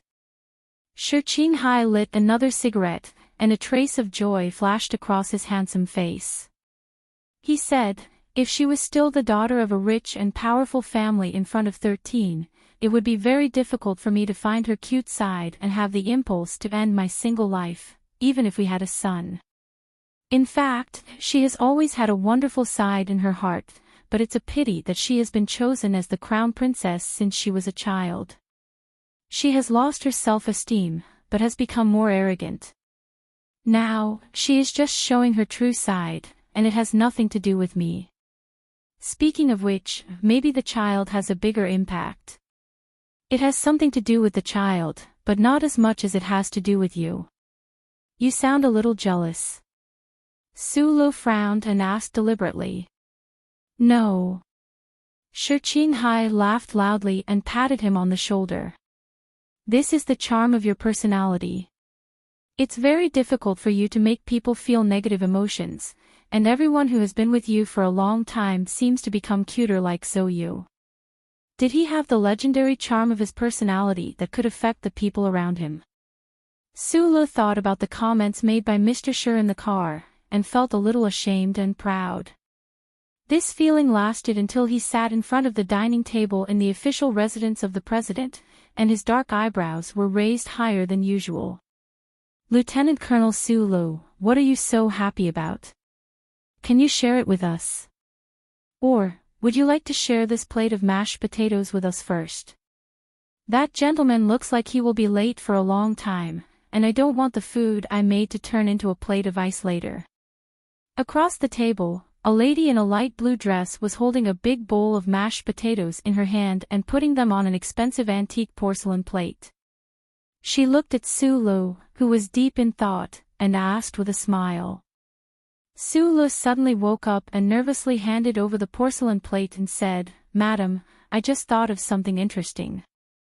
After returning to the capital special district, he refused all the celebratory dinners and luncheons, including those of the Nutshell Company, but today's banquet could not be declined, because this was a private dinner for the family of the President of the Federation, and the lady across from him was the First Lady of the Federation. I think Padil and I are very willing to listen to the interesting things on the front line, but let's eat first, the First Lady said with a smile. Sulu glanced at the silent daughter of the president beside him. Suddenly, his heart skipped a beat. Thinking of the difficult matter in the courtyard of West Mountain, he cleared his throat and took the porcelain plate with a smile, preparing to find an opportunity to have a good chat with the First Lady who was kind and committed to women's rights and freedom of marriage.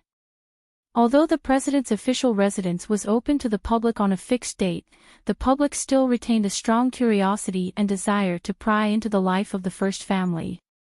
However, due to the strong protection of citizens' privacy in the First Charter, as well as the vague requirements of the official residence, no media dared to describe it in detail.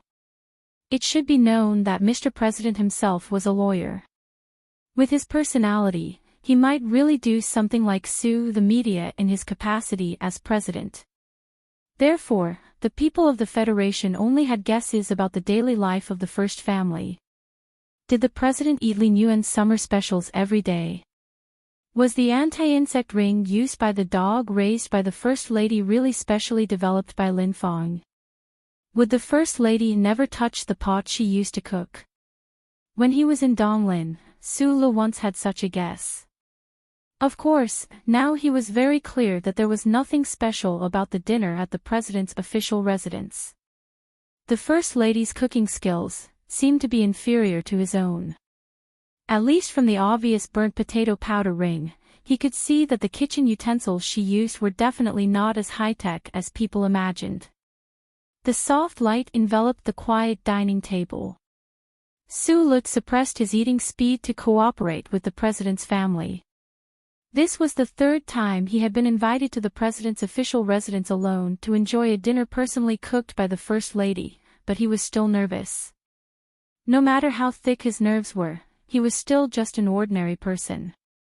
This was the president's official residence, where the most powerful person in the entire Federation, no, in the entire universe, lived. Another reason for his nervousness was that he did not understand why the president treated him so intimately and kindly, whether it was the foundation building incident, the amnesty matter, or many other details, such as the dinner at this time. This had nothing to do with the Lees of Philadelphia. When the president intended to pardon him, the old man had not yet entered the Qingqing military prison. This also had nothing to do with Macho's back mountain. It should be known that Lady Tai had already given up on him. This also had nothing to do with his contributions. When the president of the Federation awarded war heroes, there were always several rows of handshakes. How could there be such a private dinner? That made him feel warm and surprised. "Sorry, I'm late." The president rolled up his sleeves and quickly walked in from outside the door. A simple smile appeared on his tanned face. He said loudly, "I finally understand why this job earns me more money every year than when I was a lawyer. It's because being the president requires more overtime than being a lawyer." Sulik stood up to welcome him. The three people at the table all laughed. President Pobre dotingly rubbed his daughter's head and then signaled for Sulu to sit down. He turned to his wife and said with a smile, "Thank you for preparing my favorite spicy mashed potatoes, but our young hero just came back from the front line. He probably needs some fried high-fat meat the most." The First Lady smiled and was about to say something when Sulu hurriedly replied, "Mr. President, he thought of the protein synthetic meat that he had eaten since he was a child, and the fiber was terrible. After a while, he said hesitantly, it's on 5460. The provisions of the army are very good, and we ate a lot of game in the forest. It tasted very good." President Pobre paused for a moment, then laughed and said, "I didn't hear that because I don't want the HTD Bureau to accuse our brave soldiers." The president's daughter, who was sitting next to Sulu, looked at him curiously and asked very slowly, "Did you eat it?" "It's okay. You also know that it's an enemy-occupied area. From a legal point of view, it's a temporary blank zone," Sulu replied with some embarrassment. President Pobre used a silver spoon with the insignia of the dynasty to pick up some sesame paste and mixed it into the mashed potatoes. After taking a big bite, he shook his head in satisfaction. He then looked up and smiled at him. "There's no enemy-occupied area anymore." Sulu smiled and replied, "Yes, Mr. President." President Pobre smiled and said, "Just now, General Hong Yuliang sent another piece of good news. The Federal fleet successfully set up an ambush in the desolate star zone outside the West Woods. The Empire's expeditionary fleet that set out 6 years ago was completely wiped out." Sulu looked at the president in surprise. If this news was true, then the Federation's military operations in the West Woods had truly come to a perfect end. Chapter 539. After the last space war, the Federal fleet had been stationed in the Night Scorpion Nebula and Gary Corridor for a long time, because the two self-generated giant warp holes were the only space channels that connected the Federation and the Imperium. The Night Scorpion Nebula and Gary Corridor were like two space gates made by the Creator, and the keys to the two gates had always been in the hands of the Federation. The Federation could freely choose the time to open the two gates and enter the Imperium based on the political, economic, and military situation. It was an indescribable advantage in terms of strategy. Everyone knew what the control of the two space channels meant for the situation of the entire universe. The Imperium had spent decades and generations of scientists researching without sleep and food. They had invested unprecedented resources and wealth, but they still could not achieve any success. To this day, they could only remain silent and frustrated in the face of the vast universe and launch a 6-year expedition to vent their anger and ambition. But the Federal Army had never let down its guard, because no one knew whether or not the Imperium's technological level would skyrocket in a certain field because of the appearance of a certain genius. No one knew when, in the future, the densely packed small warships of the Imperium would pass through the space channels like a disgusting swarm of insects, silently appear in the black background of the universe, and march toward the prosperous and peaceful capital ring. Although the Federation's warships were much more powerful than the Imperium's warships, people would feel suffocated when they imagined such a bloody and terrifying picture. Because of the strong uneasiness and vigilance, the Federation had never relaxed its surveillance of the Gary Corridor and the Night Scorpion Nebula. Even when the resources of the crystal mines were seriously exhausted, they still maintained a powerful fleet and stationed it there for a long time. However, this time, In order to completely crush the Imperium's expedition strategy, the Federation had moved the main force of the Federal fleet to the desolate space zone outside the West Woods. Because of the good news, the atmosphere of the private dinner in the President's residence became even more lively. Only the President's daughter, who was sitting next to Sulu, remained silent. The 12-year-old girl lowered her head and ate quietly. Now and then, she would subconsciously draw on the white tablecloth with her silver chopsticks, as if she was thinking about something. After dinner, the hot tea was served. Madam President knew that the men still had topics to talk about, so she smiled and exchanged a few words with Sulu before preparing to take her daughter upstairs to do her homework. When the President's daughter walked to the entrance of the dining room, she suddenly looked at Sulu and then revealed a pleading expression to her father. President Pobre smiled and nodded gently. President Pobre and Sulu were the only ones left at the dining table of the official residence. Those solemn-looking staff members of the Special Task Force, dressed in formal black suits, were nowhere to be found. The President's residence is a side courtyard left behind after the palace was demolished. After the election, the first day I moved in, I was stunned by the luxurious decorations inside. From this, you can imagine how exaggerated the palaces that those emperors lived in were when they were still alive.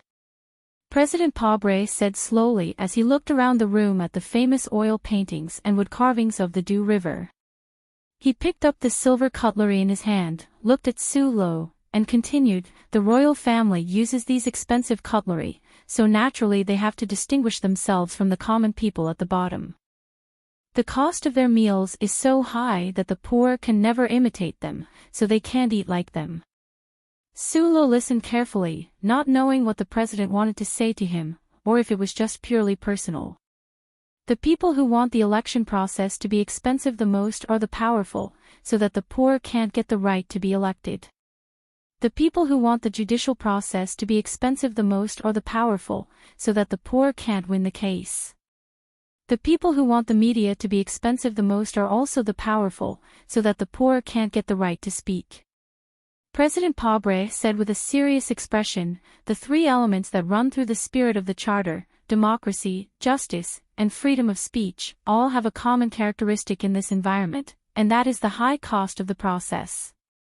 So these democracy, justice, and freedom can easily become the democracy, justice, and freedom of the powerful. I couldn't become the president of the Federation without the support of people like Macho in the back of the mountain. But all the funds for the first election I participated in came from the people who trusted me. You may not be able to imagine how many disabled miners took out their meager compensation. That was the primary election for the state councillor of Nashi in Donglin." President Prabal furrowed his brows, but there was a sincere smile on his tanned face. He was probably reminiscing about his life, which was difficult but full of ideals. "I also was a soldier in Donglin." Sulu reacted, scratched his head, and changed his words. "I know what the stones of Donglin are like when they're angry. In fact, I've always felt that your personality is very similar to the people in my hometown." The President laughed, and then the smile immediately disappeared. He said seriously, "It is because I remember the people who raised money to help me in the election that I have never forgotten that I am an elected president." President Pobre had a pair of thick and charming lips, and his deep voice was full of firmness. "So every decision I make must protect the interests of the entire Federation as much as possible." He looked at Sulu and extended a finger. He said in a heavy tone, "Remember, it is the entire Federation, not the combination of politicians and powerful people. It has to be specific to every independent citizen." The entire Federation knew that the President was an eloquent speaker when he was a lawyer, but after entering politics, he became a leader with gentle words but very influential words. At this time, listening to these powerful words face to face, although Sulu was still silent, his heart was greatly touched. Everyone has their own position. The war against the Empire has, to a large extent, eased the opposing feelings between the various levels of the Federation and unified our position. However, the military operation in the West Woods has achieved complete victory. Where should the Federation go in the future? Sulu did not think that he had the right to discuss the future direction of the entire Federation with the President of the Federation, so he subconsciously thought that President Pobre's words were a heavy question to himself and not to him. However, after a moment of silence, he was surprised to find that the President had been looking at him calmly. "I am an engineer, and now you can say that I am a soldier." "I don't know much about politics," he said with difficulty. Everything he said was the truth. "I can't give any opinions on such a big matter." President Pobre laughed and lightly patted the surface of the table. He spread his hands and said, "Then why don't you talk about this war from a military point of view?" Sulu felt a little nervous. It should be known that the middle-aged man sitting opposite him was the most powerful figure in the entire Federation. At this moment, he could not help but think of the conversation in the restaurant in Sunset State. He could not understand why important figures like the President and Commander Zhong would value his opinion so much. Suddenly, he thought of a possibility. His thick eyebrows raised slightly. He looked at the President and said very seriously and sincerely, "Mr. President, my opinion does not represent the opinion of the old man in Philadelphia." Half an hour later. Although the reasons for our judgment are different, the conclusion we reached is the same. The people of the Empire will never give up the idea of invading the Federation. President Pobre said worriedly, "The Night Scorpion Nebula and Gary Corridor cannot block those cruel enemies forever. Even during my term of office, or even when you and I are alive, the Empire may be isolated for 6 years. But one day, the Empire will break through that line of defense and enter the territory of the Federation. The Federation wants to develop. The people need peace and the right to be free from fear. We must completely defeat the Empire. Right now, the Federation has a strategic advantage. We must turn this advantage into victory while it is still in our hands. This means that the Federation must enter the territory of the Empire. Moreover, it cannot be delayed." Sulu furrowed his brows. The President's judgment was not surprising. In fact, from the ceremony a few days ago and the propaganda of the Federation as a whole, it was inevitable that the Federation would launch a new round of attacks on the Empire. Why did Mr. Pobre look so worried? "My worry is that many people in the upper echelons of the Federation do not want the war to be expanded." The President seemed to know what he was thinking and said in a low voice, "They enjoy a privileged life in the Federation. How can they be willing to sacrifice their great interests? Moreover, in their opinion, the people of the Empire will never be able to pass through the space channel. Or as I said before, at least they will not be able to do so while they are alive. Now that the situation in the West Woods is settled, war is no longer an inevitable choice. Under such circumstances, the government and the military are facing a lot of pressure. This pressure cannot be revealed in the light of victory, but once they find a chance, they will stop the Federation from invading the territory at all costs." "They, who are they?" "The families you know, the members of parliament at all levels, the rich but emotionless businessmen, and even the Zhong family in the West Woods do not want the war to be expanded again. What I am curious about is, what is the basis of Lady Tai's decision to support me so firmly?" President Pobre said in a slightly mocking tone, "There are too many people who are against entering the territory of the Empire.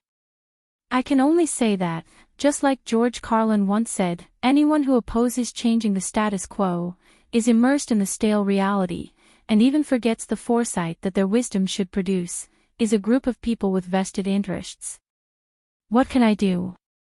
Sulu asked after a moment of silence. President Pobre looked at the young man across the table, as if he was looking at his stubborn self from many years ago. Back then, for the interests of the people at the bottom, he insisted on fighting a class action lawsuit against the giant enterprises of the Federation. As a result, he was fired by the largest law firm in Hong Kong, and the rented apartment caught fire mysteriously. He could only drag the suitcase he borrowed from the guard, drag those heavy legal documents, and hold his newly married wife, stroll on the cold streets in the early autumn, and then sit on a bench in the park for a night. At that time, he was smiling, wasn't he? President Pobre slightly narrowed his eyes and looked at the simple face of the young man across the table. After thinking for a long time, he gave up his original plan and said with a smile, "Please send a message to Philadelphia for me. I want to ask the general to make a statement."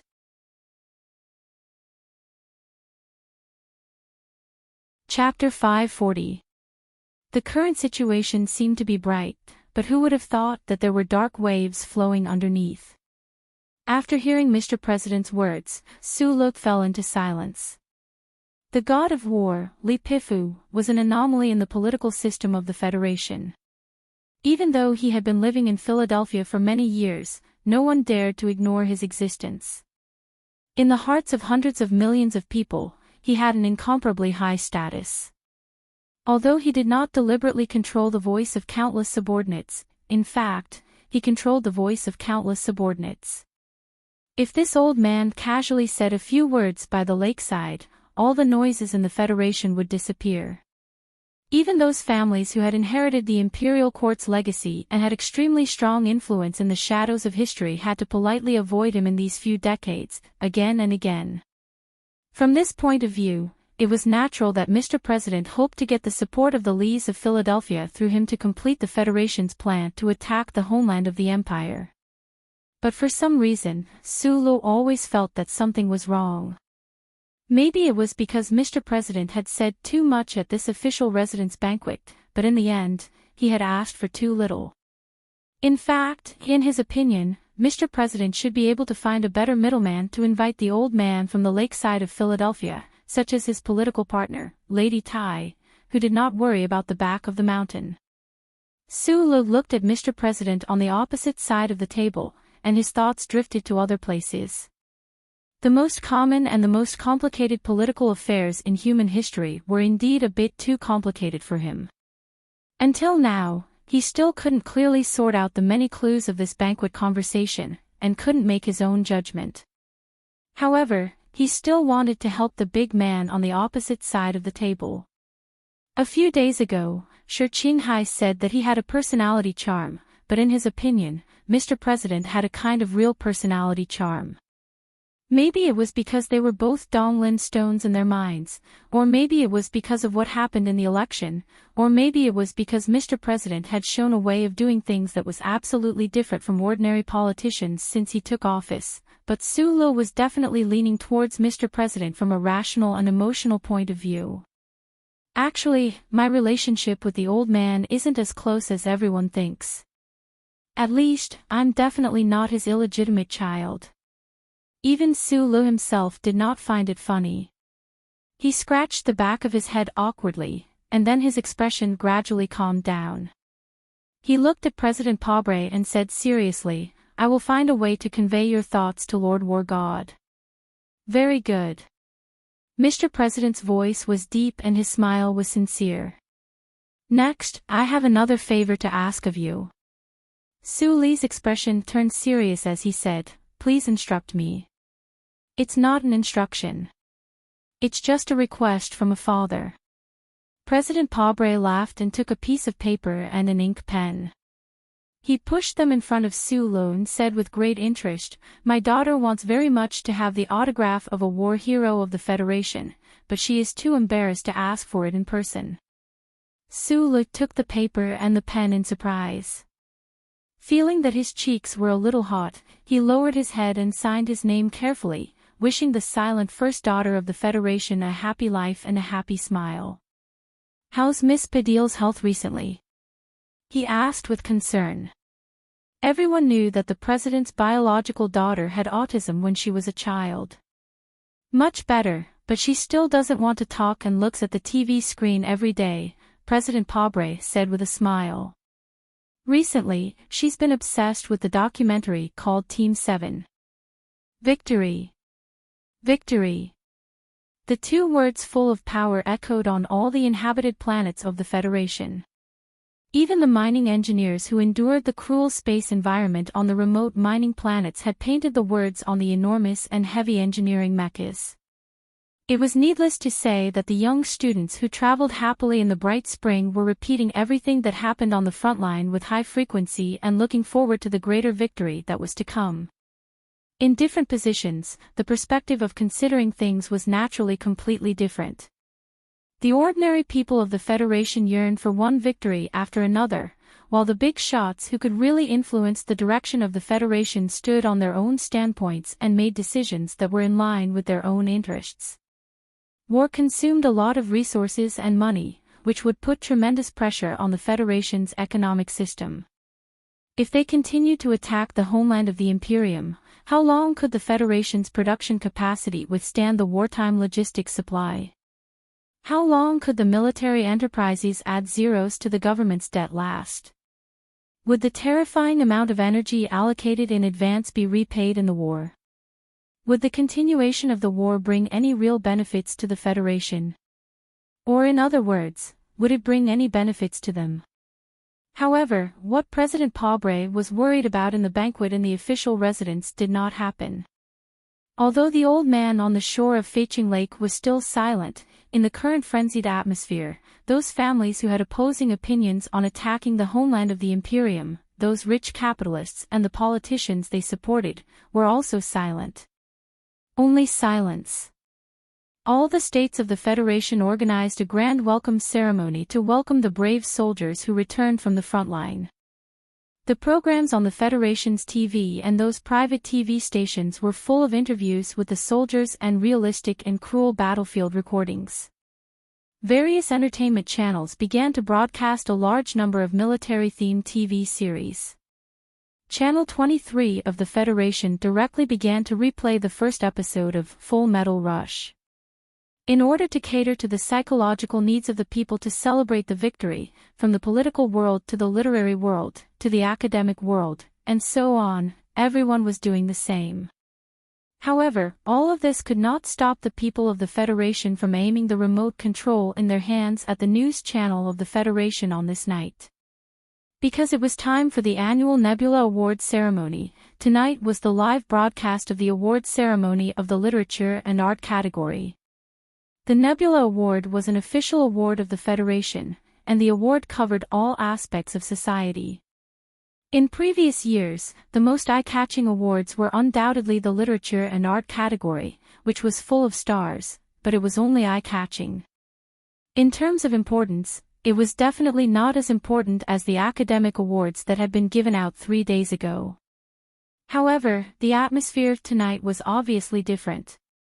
Those cynics who were used to being indifferent to the TV series that anesthetized the ignorant, those scholars who only knew how to bury themselves in the laboratory, and those who were immersed in virtual life on the internet all put down what they were doing and sat in front of the TV screen with excitement. Because they all wanted to know the answer. They wanted to know how many awards the documentary, which had moved the entire Federation, would win, and whether it could break the record set in the first year of the Full Metal Rush. More importantly, they wanted to see if the soldiers in the documentary would come to the scene of the award ceremony. They wanted to see what the roaring, angry, silent, and sad characters looked like when they returned home.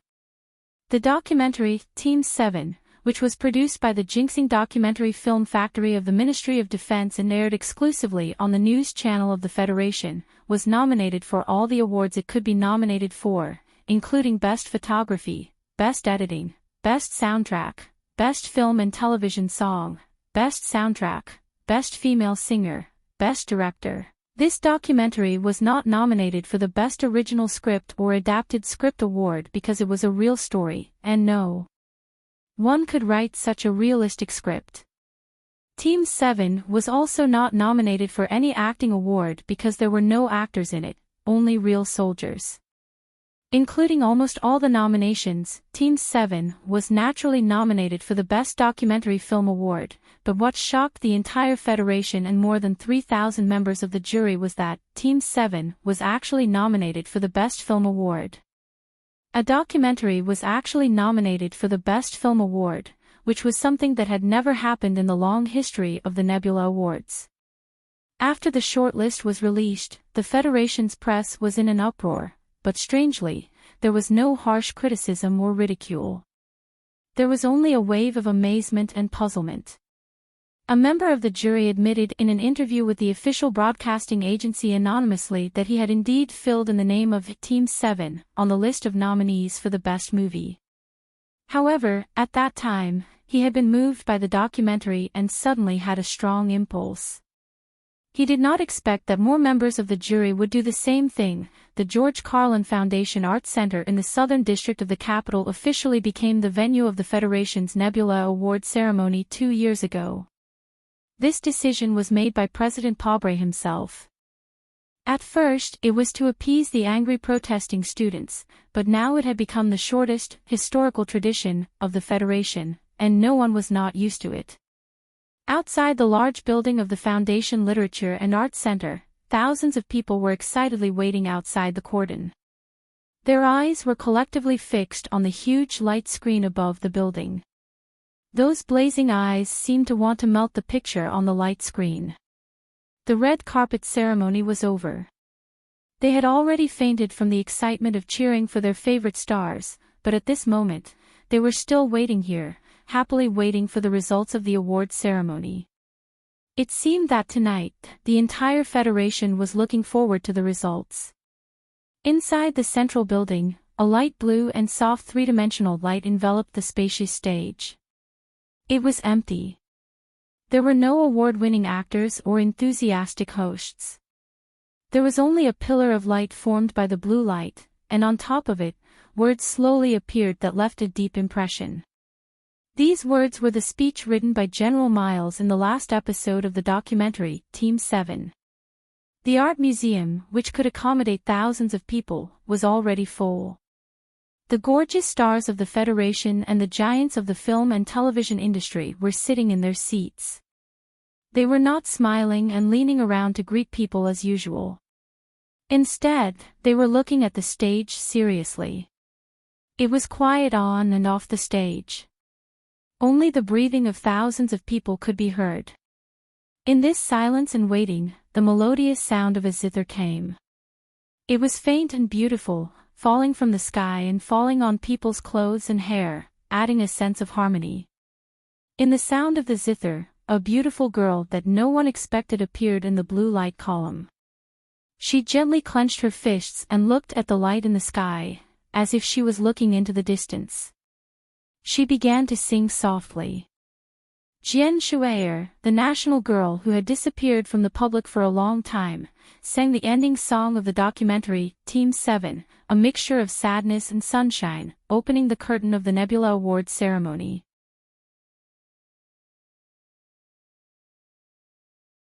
Chapter 541. Listening to the gentle singing in the large venue, Su Li's nervous body gradually relaxed. He loosened his grip on his sunglasses and quietly wiped his sweat on his military pants. At this time, he was sitting in the best seat in the audience below the stage.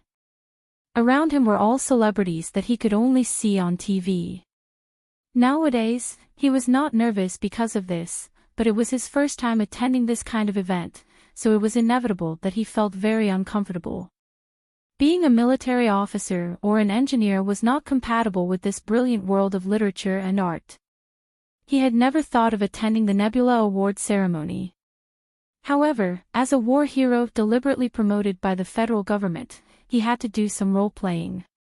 Even Xiaoqing, who was as cold and proud as a snow plum, had accepted an exclusive interview with the federal television station and was asked a lot of stupid and boring questions about the relationship between music and tactical deduction. During the interview, Du Xiaoqing frowned and answered that music was just a personal hobby. It had nothing to do with tactical deduction. The host was stunned for 3 whole seconds. Su Lu was Du Xiaoqing. He did not have a realistic pursuit of a military career, so he did not care about the rules of the war hero game. According to his personality, he should not have come tonight. However, Director Breen personally called the president's official residence and the Ministry of Defense gave him a clear order. When he thought of the president's worries in the official residence that night, he vaguely understood something, so in the end, he still came. The song on the stage was still going on, and the simple yet touching lyrics flowed into the ears of the audience like water. Sulo listened carefully, thinking that the guys from Group 7 should have been brought over by the Department of Defense. However, the award ceremony was too dark, and there was a sea of audience, so he couldn't find where those guys were arranged to sit.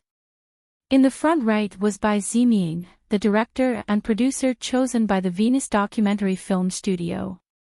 Because of the success of the documentary Group 7, he became famous and occupied a very important position in the Federation's literary world today, just like his position at the moment.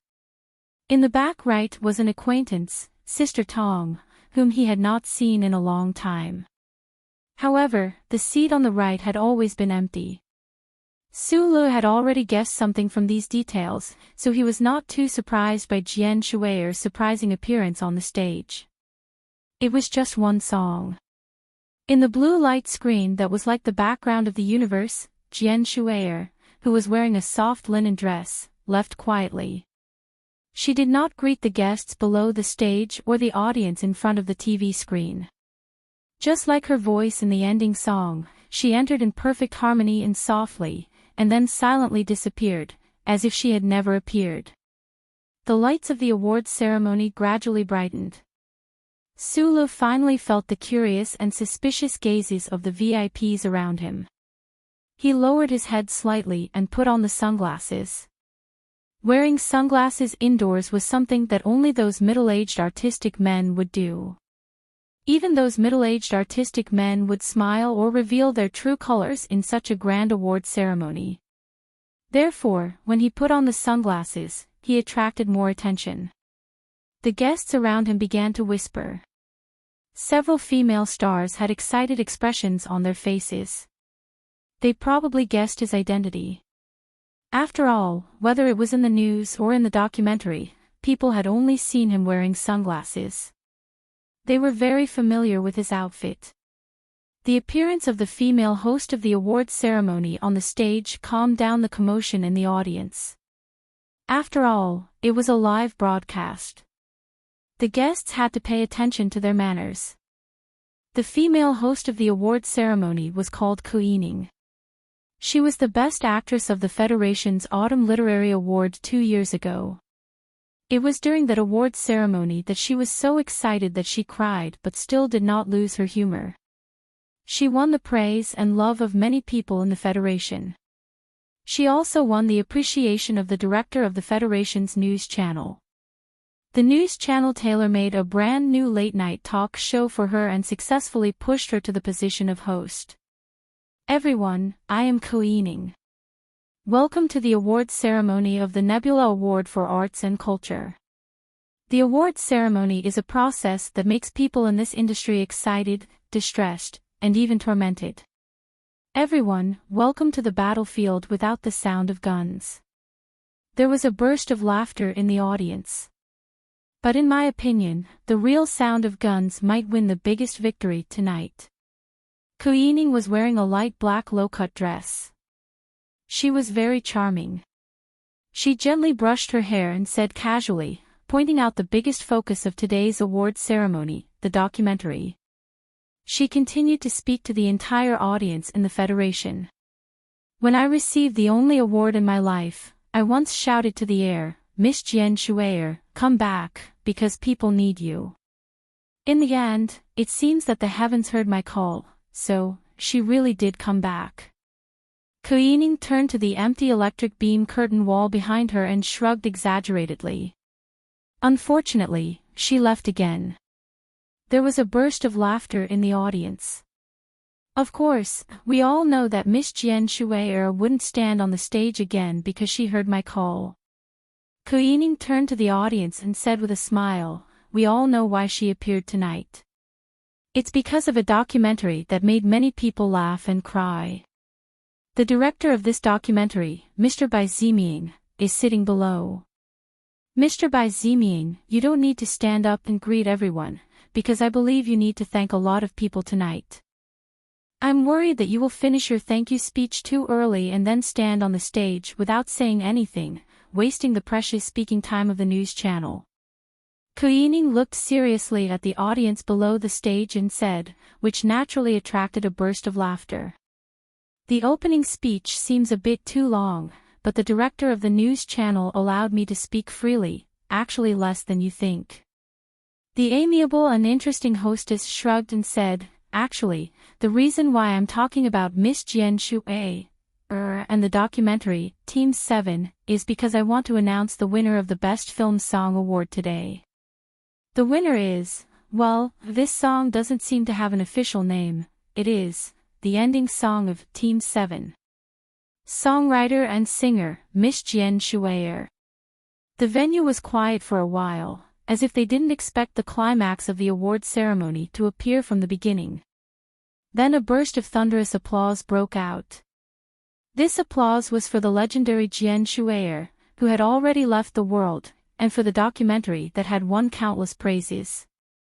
Nebula Award for Best Cinematography in the Arts category, Team 7, photographer Huang Taiheng. Best Soundtrack, Team 7, Federation Golden Star Orchestra, composer, Xing Urs. Best Documentary, Team 7, Best Editing. As everyone expected, but still shocked everyone, the documentary, Team 7, swept away all the awards it was nominated for. Although Team 7 didn't set a record for the number of awards it was nominated for, if it could win the final 2 awards, then the number of awards it won would surpass Full Metal Tide a few years ago. It would write a glory that was difficult to replicate in the history of the Nebula Awards. And looking at the awards before, who would doubt the final result? In front of this amazing momentum, the outstanding actors and superstars who won acting awards lost all their glory. Best Director, by Ziming. The loudest applause since the beginning of the awards ceremony rang out. Thousands of people watched the man running up the stage and praised him from the bottom of their hearts. Documentaries were not easy to shoot, and it was even more difficult to shoot a war documentary. Bai Ziming and his team endured the fierce artillery fire for such a long time in the difficult front line, it was really respectable. Moreover, this war documentary didn't fall into the inherent pattern of tragic or heroic. Countless seemingly ordinary details of military life and the unique angle of the footage made up the unique charm of this documentary, and it made people in the Federation fall for it. I'm really nervous. Bai Ziming lowered his head with difficulty and said tremblingly into the vertical microphone, even more nervous than when I just entered Team 7 and was almost beaten into a meat patty by Lieutenant Colonel Su Li's people. What he said was not a joke, it was the truth.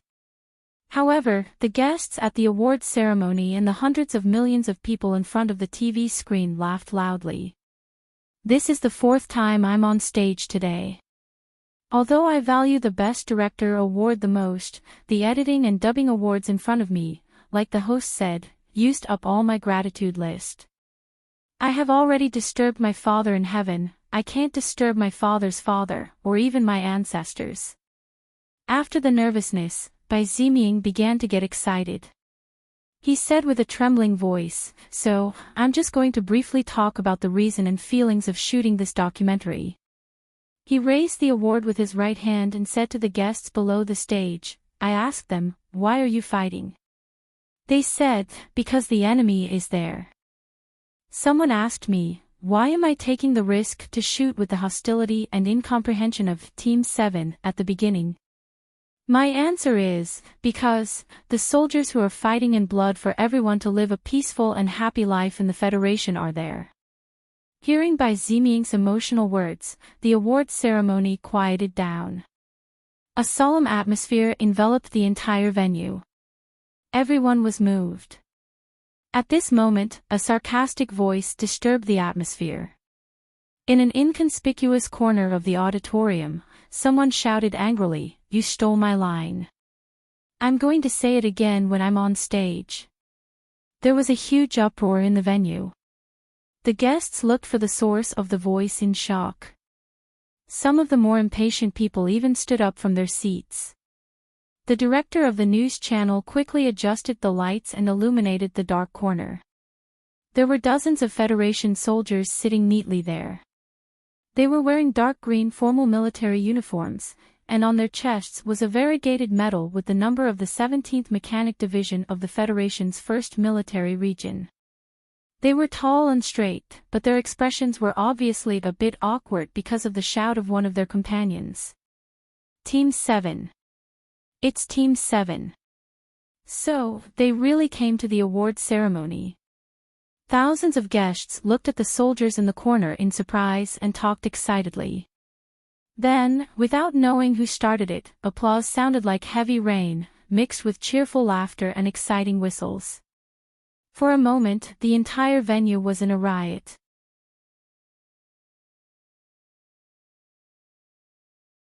Chapter 542. Su Le knew it was Lan Xiaolong talking nonsense the moment he heard the voice. He did not turn around to look for his companions. Instead, he lowered his head and rubbed between his eyebrows. This action was not to hide his inner awkwardness, or to pretend not to know this person as often described in novels to avoid embarrassment. It was just that he was thinking about something interesting. Major Lan Xiaolong's sarcastic tone was something Su Le and the members of Group 7 were already familiar with. They would not be surprised even if he appeared at the Federation's grandest award ceremony. However, his sudden speech attracted the attention of the audience and the cameras, pushing Group 7 into the spotlight. Naturally, it made it difficult for the guests and the TV audience to feel disgusted by him. Su Le felt that other than the guy's personality, there was something else behind that shout. It was a very skillful publicity tactic. The Ministry of Defense transferred Lan Xiaolong to Group 7 in order to prepare for the reconstruction of the new 17th Division. It seemed that the Ministry of Defense had given him a new mission this time. The audience cheered. Only he, who was wearing sunglasses, was quietly thinking about this question. After a long time, a smile appeared on his face. He realized with mixed feelings that he, an orphan of Donglin, was no longer as innocent as he used to be after so many years on the capital ring. On the stage, Bai Ziming, who was in high spirits and felt like crying, shouted at Major Lan Xiaolong, who was below the stage. Laughter rang out in the spacious venue from time to time. It wasn't until the host reminded them that the awards ceremony could continue. When Su Le looked up, the guests for the grand finale, the president of the Federation's Academy of Arts and Letters and the president of the Federation's TV station, were already on the stage. They began to introduce the list of finalists on the huge screen that occupied the entire wall of the building. It was extremely quiet on and off the stage. Hundreds of millions of people were waiting excitedly on and off the television. The white-haired dean of the Federal Academy of Arts and Letters smiled and said nothing more. He began to slowly recite the speech he had just drafted an hour ago. After the awards ceremony, the Federation's news media found out that the speech that left a deep impression on many people was actually written by Mr. Bob, the chief editor of the Capital Special District Daily and a famous independent journalist of the Federation. This is a great era where a great fleet is on an expedition to the brilliant universe. Countless brave warriors are advancing one after another. Their strong survival and glorious sacrifice reflect each other.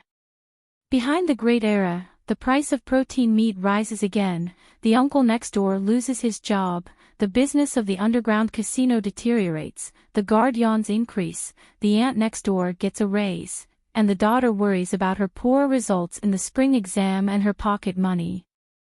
Whether it is a great era or a small time, there are brave people and cowards. They are happy because of victory, sad because of failure, and angry because of many things. The only difference between the two is the attitude in the face of difficulties and power.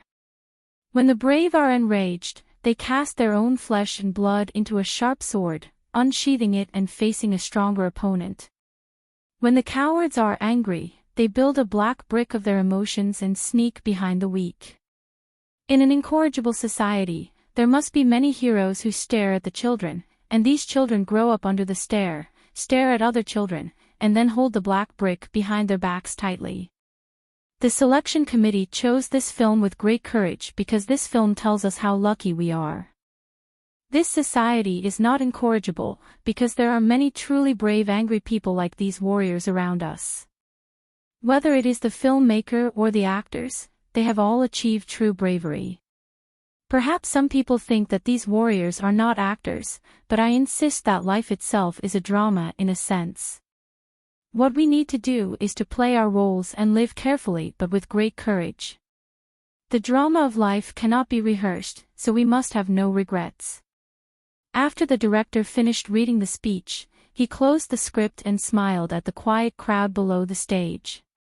He said, "I did not write the speech, but I think there is no need to open this envelope. Let us give our warmest applause to the documentary, Team 7, and the soldiers of the Federation who are fighting a bloody battle for the peace of the Federation." From the middle of the speech, everyone in the venue and the audience in front of the TV knew the final result. No one was surprised by this. Although it should have been surprising for a documentary to win the most important award in the film category, everything had already been submerged in the collective expectations of society. In the building hall, the sound of chairs being moved rang out. Thousands of guests started to applaud like a tide. The applause was also like a tide that shook the roof. The enthusiastic applause continued until the co-producers of Team 7, the highest executives of the Venus Documentary Studio and the Federation News Channel went on stage. After they, by Dreamy and the three producers excitedly finished reading the speech, they did not immediately leave the stage. Instead, they smiled and retreated to the back. The thousands of guests who had all stood up to show their respect did not sit down. The applause that had stopped not long ago rang out again. Countless pairs of eyes looked in a certain direction. The female host, Ko-Ening, looked in the direction of the members of Team 7 in the audience and excitedly invited them to go on stage. The camera of the television station quickly aimed in that direction and captured the faces of the dozens of Federation soldiers with strange expressions. Then, it was broadcasted to various star regions of the Federation. The members of Team 7 sat in their seats without moving, as if they were not at all moved by the waves of applause around them. In fact, people who knew their personalities would definitely be able to see that they were extremely satisfied with the vanity in their hearts. They would also be able to see the discomfort they felt when they tried to hold back their laughter. However, they were currently under the gaze of hundreds of millions of people in the Federation. They were a little nervous and did not dare to move. Perhaps they did not even think that Chief Editor Bob had said that they would have no regrets. They simply did not want to embarrass themselves. The host smiled like a flower and did not say anything. The gradually passionate background music and the increasingly rhythmic, drum-like applause of the guests worked together to send out invitations and goodwill to the team members. Gradually, the guests who were standing even began to stomp their feet, pushing the atmosphere of the venue to its peak. Bai Ziming walked to the side of the female host and waved at the team members below the stage. However, he found that these hooligans whom he had known for a long time had actually become somewhat unfamiliar to him.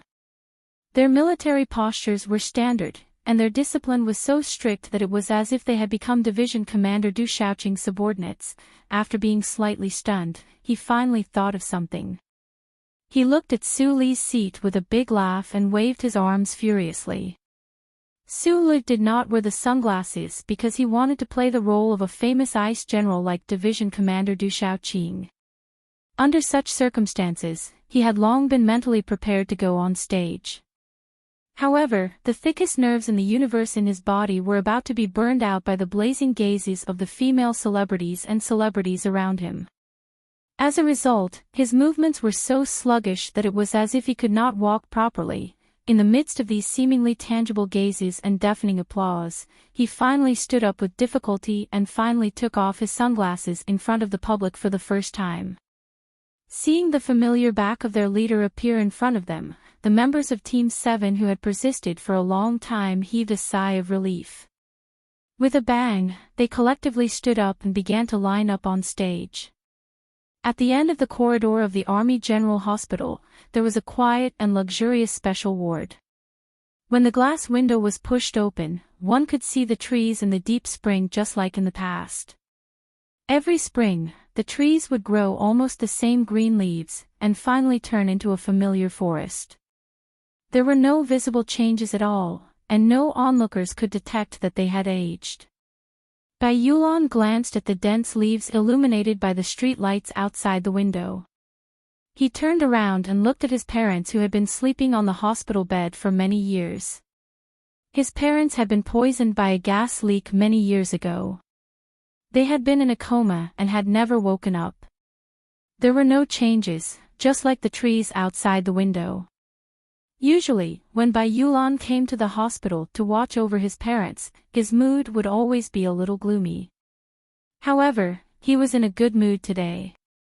The scene on the TV screen made him smile from time to time. Of course, if the uninvited guest in front of him could leave earlier, that would be even better.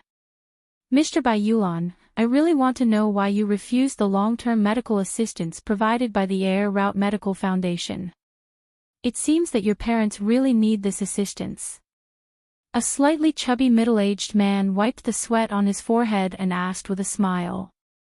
The Thai family really has a lot of foundations. Bai Yulan took out a cigarette and lit it. He used his thumb to push away the thin hair in front of his forehead and said softly, "Since you are used to speaking in this obscure way, then I can explain it again. I am very rich now." He raised his head, looked at the man and said expressionlessly, "The first time the boss met me, he gave me 20 million renminbi. Although I spend a lot of money, and the boss doesn't count the money he spends, but after these 2 years, I still have more than 10 million renminbi left. If I use it sparingly, it should be enough in the future." The slightly chubby middle-aged man's eyes were slightly cold. He immediately smiled and said, "It is indeed a lot of money, but I still have the authority to issue this kind of amount.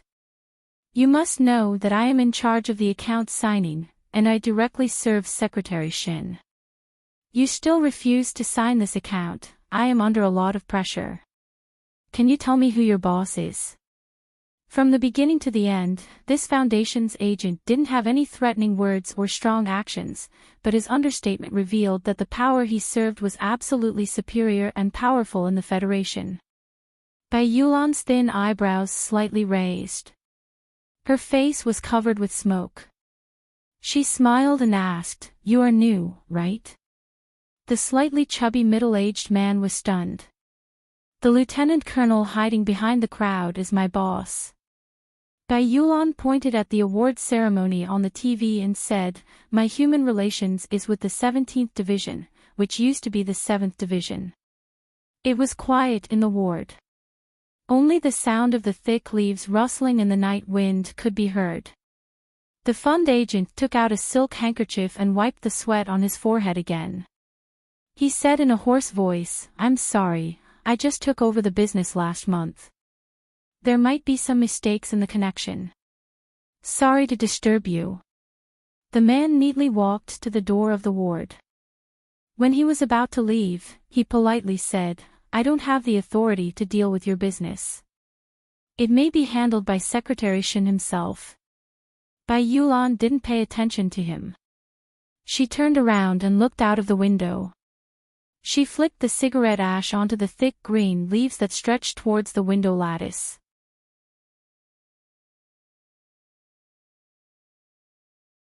Chapter 543.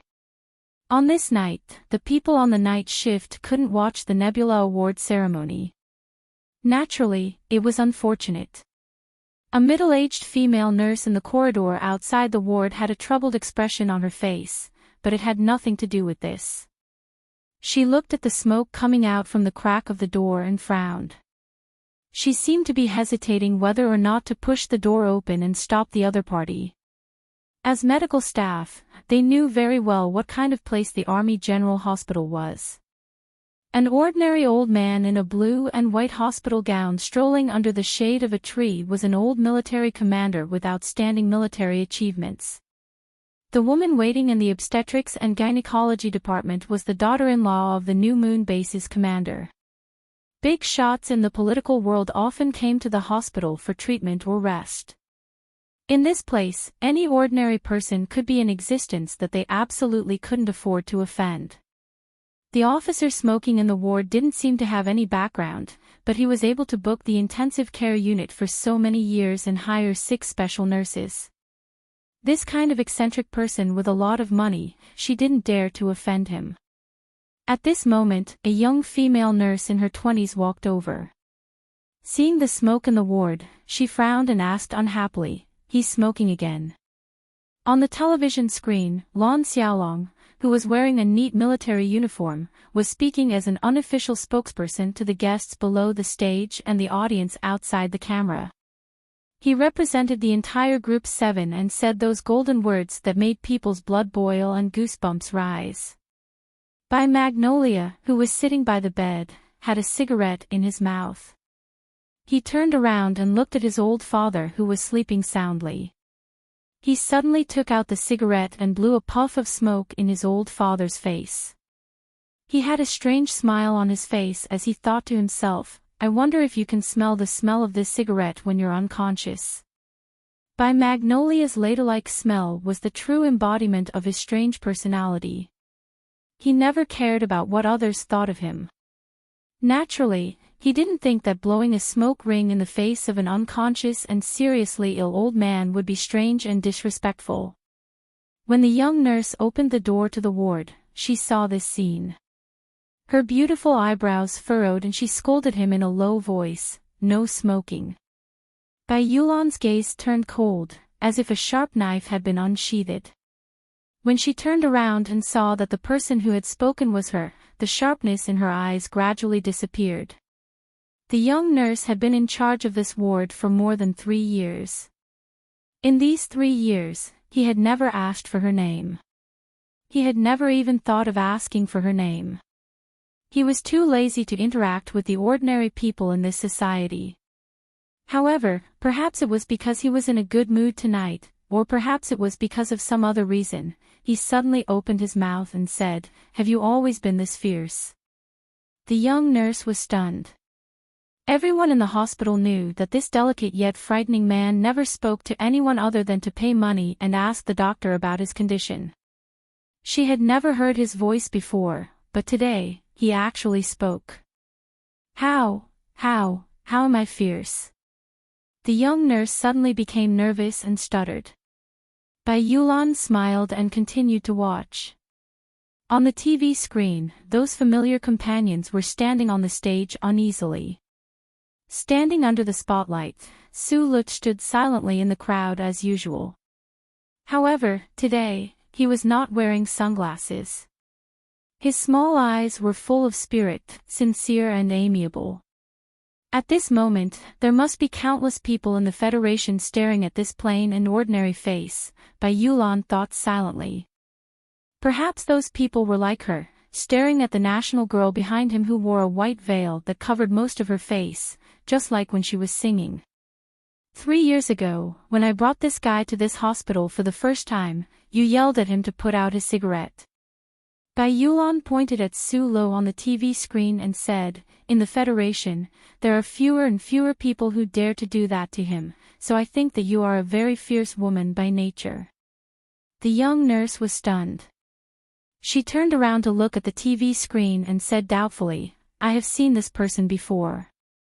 2 years ago, he came to visit your family several times." When Bai Yulan heard this, she suddenly became silent. Her fingers that were holding the cigarette froze. "His name is Su Lo, and he is my current commanding officer." The young nurse looked at the TV screen and finally understood what the man beside her was trying to say. She covered her mouth in disbelief to prevent herself from crying out. Immediately after, a sentence sounded in the ward, causing the young and beautiful nurse to become even more shocked. Bai Yulan used the hand that was holding the cigarette to lift the black hair in front of her eyes. She looked at the nurse and smiled. "What is your name? Are you willing to marry me?" Countless light years away from S1, an extremely distant place that had long surpassed the Federation's territory. It was a place that was even more difficult to reach than the Bermuda Triangle. At the end of a long galaxy surrounded by countless stars, it was a place that was often described as the time period of 7 years. It was the left sky star region where the Empire was located. In the tallest building on Tianjing, an entire wall of LED screens was broadcasting the Federation's news channel. At this moment, it was the climax of the Nebula Award ceremony. The stage was filled with the excited members of Group 7 and some people beside them. No one would have thought that the Federation's TV signal would be able to travel so far across the galaxy and appear in the Empire's palace.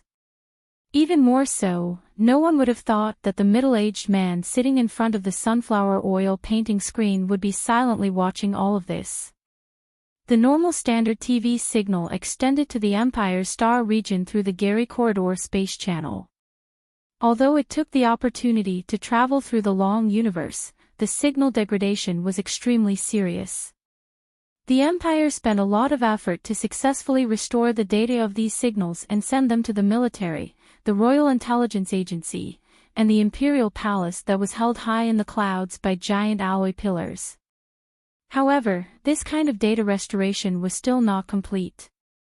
In order to prevent the mosaics from damaging the great middle-aged man's vision, the technical department used rendering technology to fill in the color blocks. However, in this way, the TV image seemed to be coated with a layer of light, appearing somewhat hazy.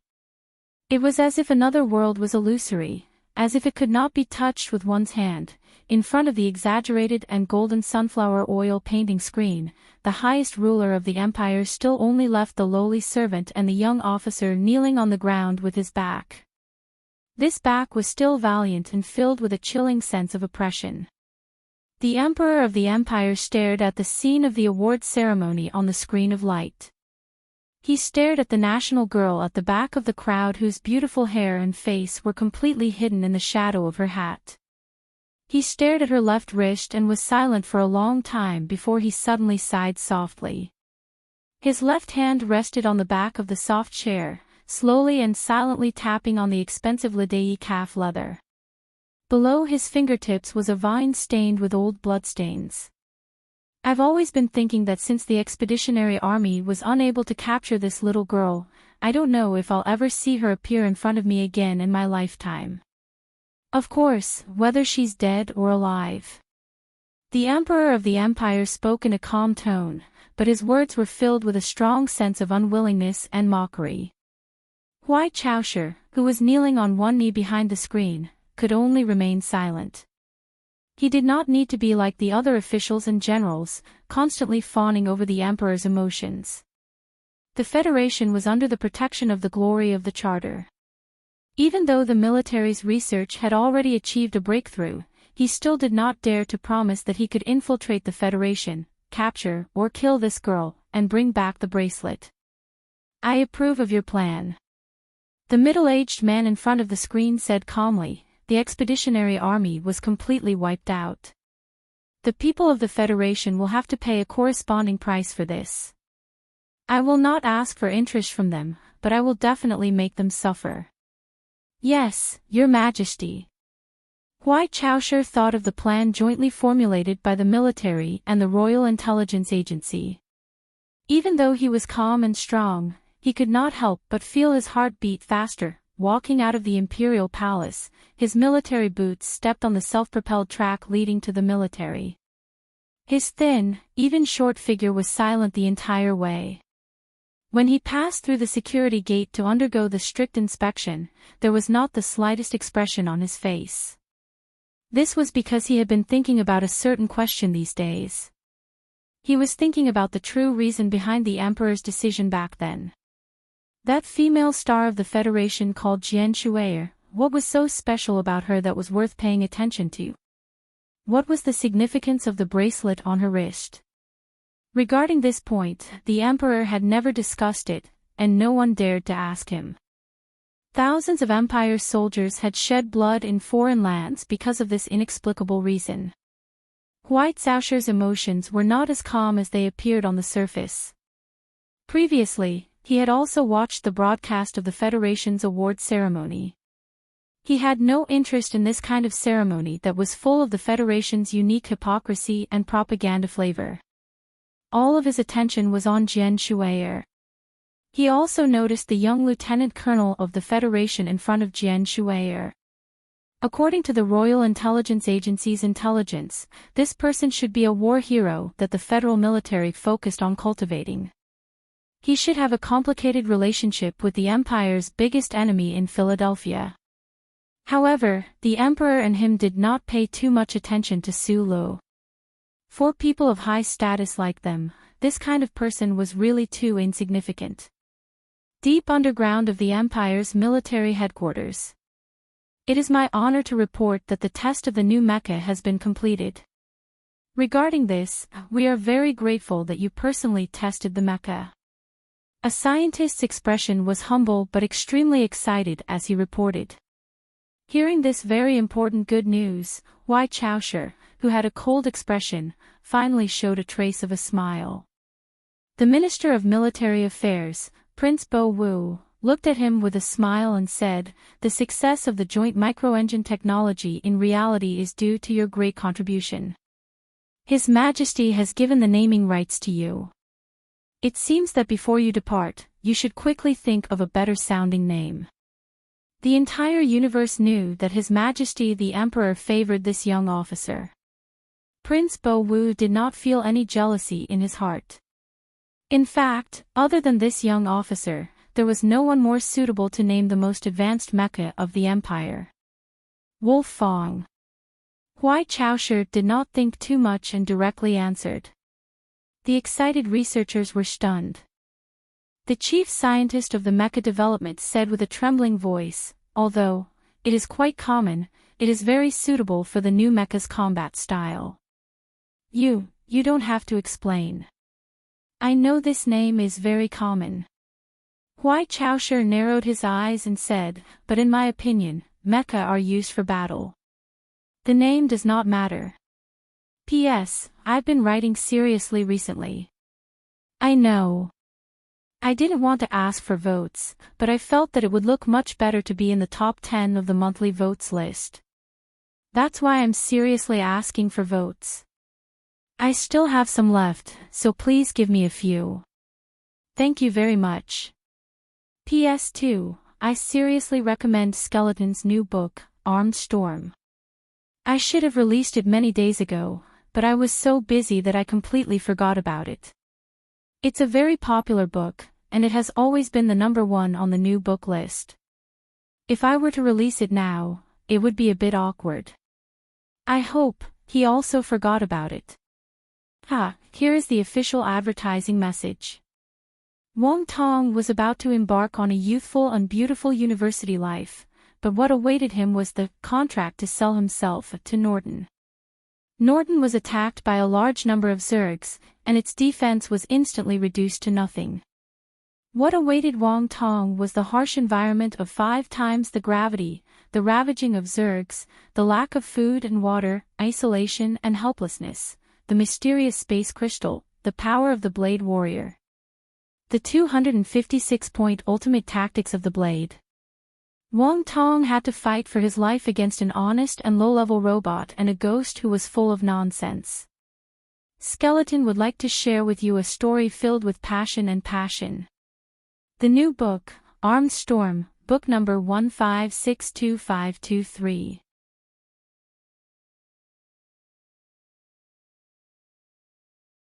Chapter 544. How are the preparations going over there? Huai Caoshi retracted her gaze from the mecha blueprint and asked her uncle softly, "A year ago, His Majesty allowed me to go over there. I hope you won't try to stop me." The Empire's military minister, Prince Bo Wu, had a strange expression on his face. He looked at him and sighed, "Everything is going according to the original plan. There should be no problems with the analysis of the Royal Intelligence Agency and the military department. The key now is that we have to wait for the brave hero bloodline to send back information from the Federation. Still the second target? Huai Chaoshi frowned and asked. That's right. The target is currently debriefing at S1. According to past practice, he will depart for Silin in about a month. Prince Bo Wu said slowly, Li Pifu has been hiding beside Feiqing Lake. He won't appear at that time. If we choose this old man as our target, I'm worried that Keaton's mid-level fleet won't be able to complete their mission. There's no real god in the universe. Hearing the name of the Federation's war god, White Xiaoshi's eyebrows suddenly rose, then she immediately calmed down and said indifferently. Prince Bo Wu had a cold expression on his face. It was rare for him to raise an objection. If he's not a god, how can he erase my father from reality? Huai Chaoshi remained silent. The previous emperor of the empire had been assassinated by Li Bufu on the battlefield. This was the most shocking and humiliating event in the history of the empire. In the face of this fact, even if she hated him to the core, she had to admit that he was a terrifying person.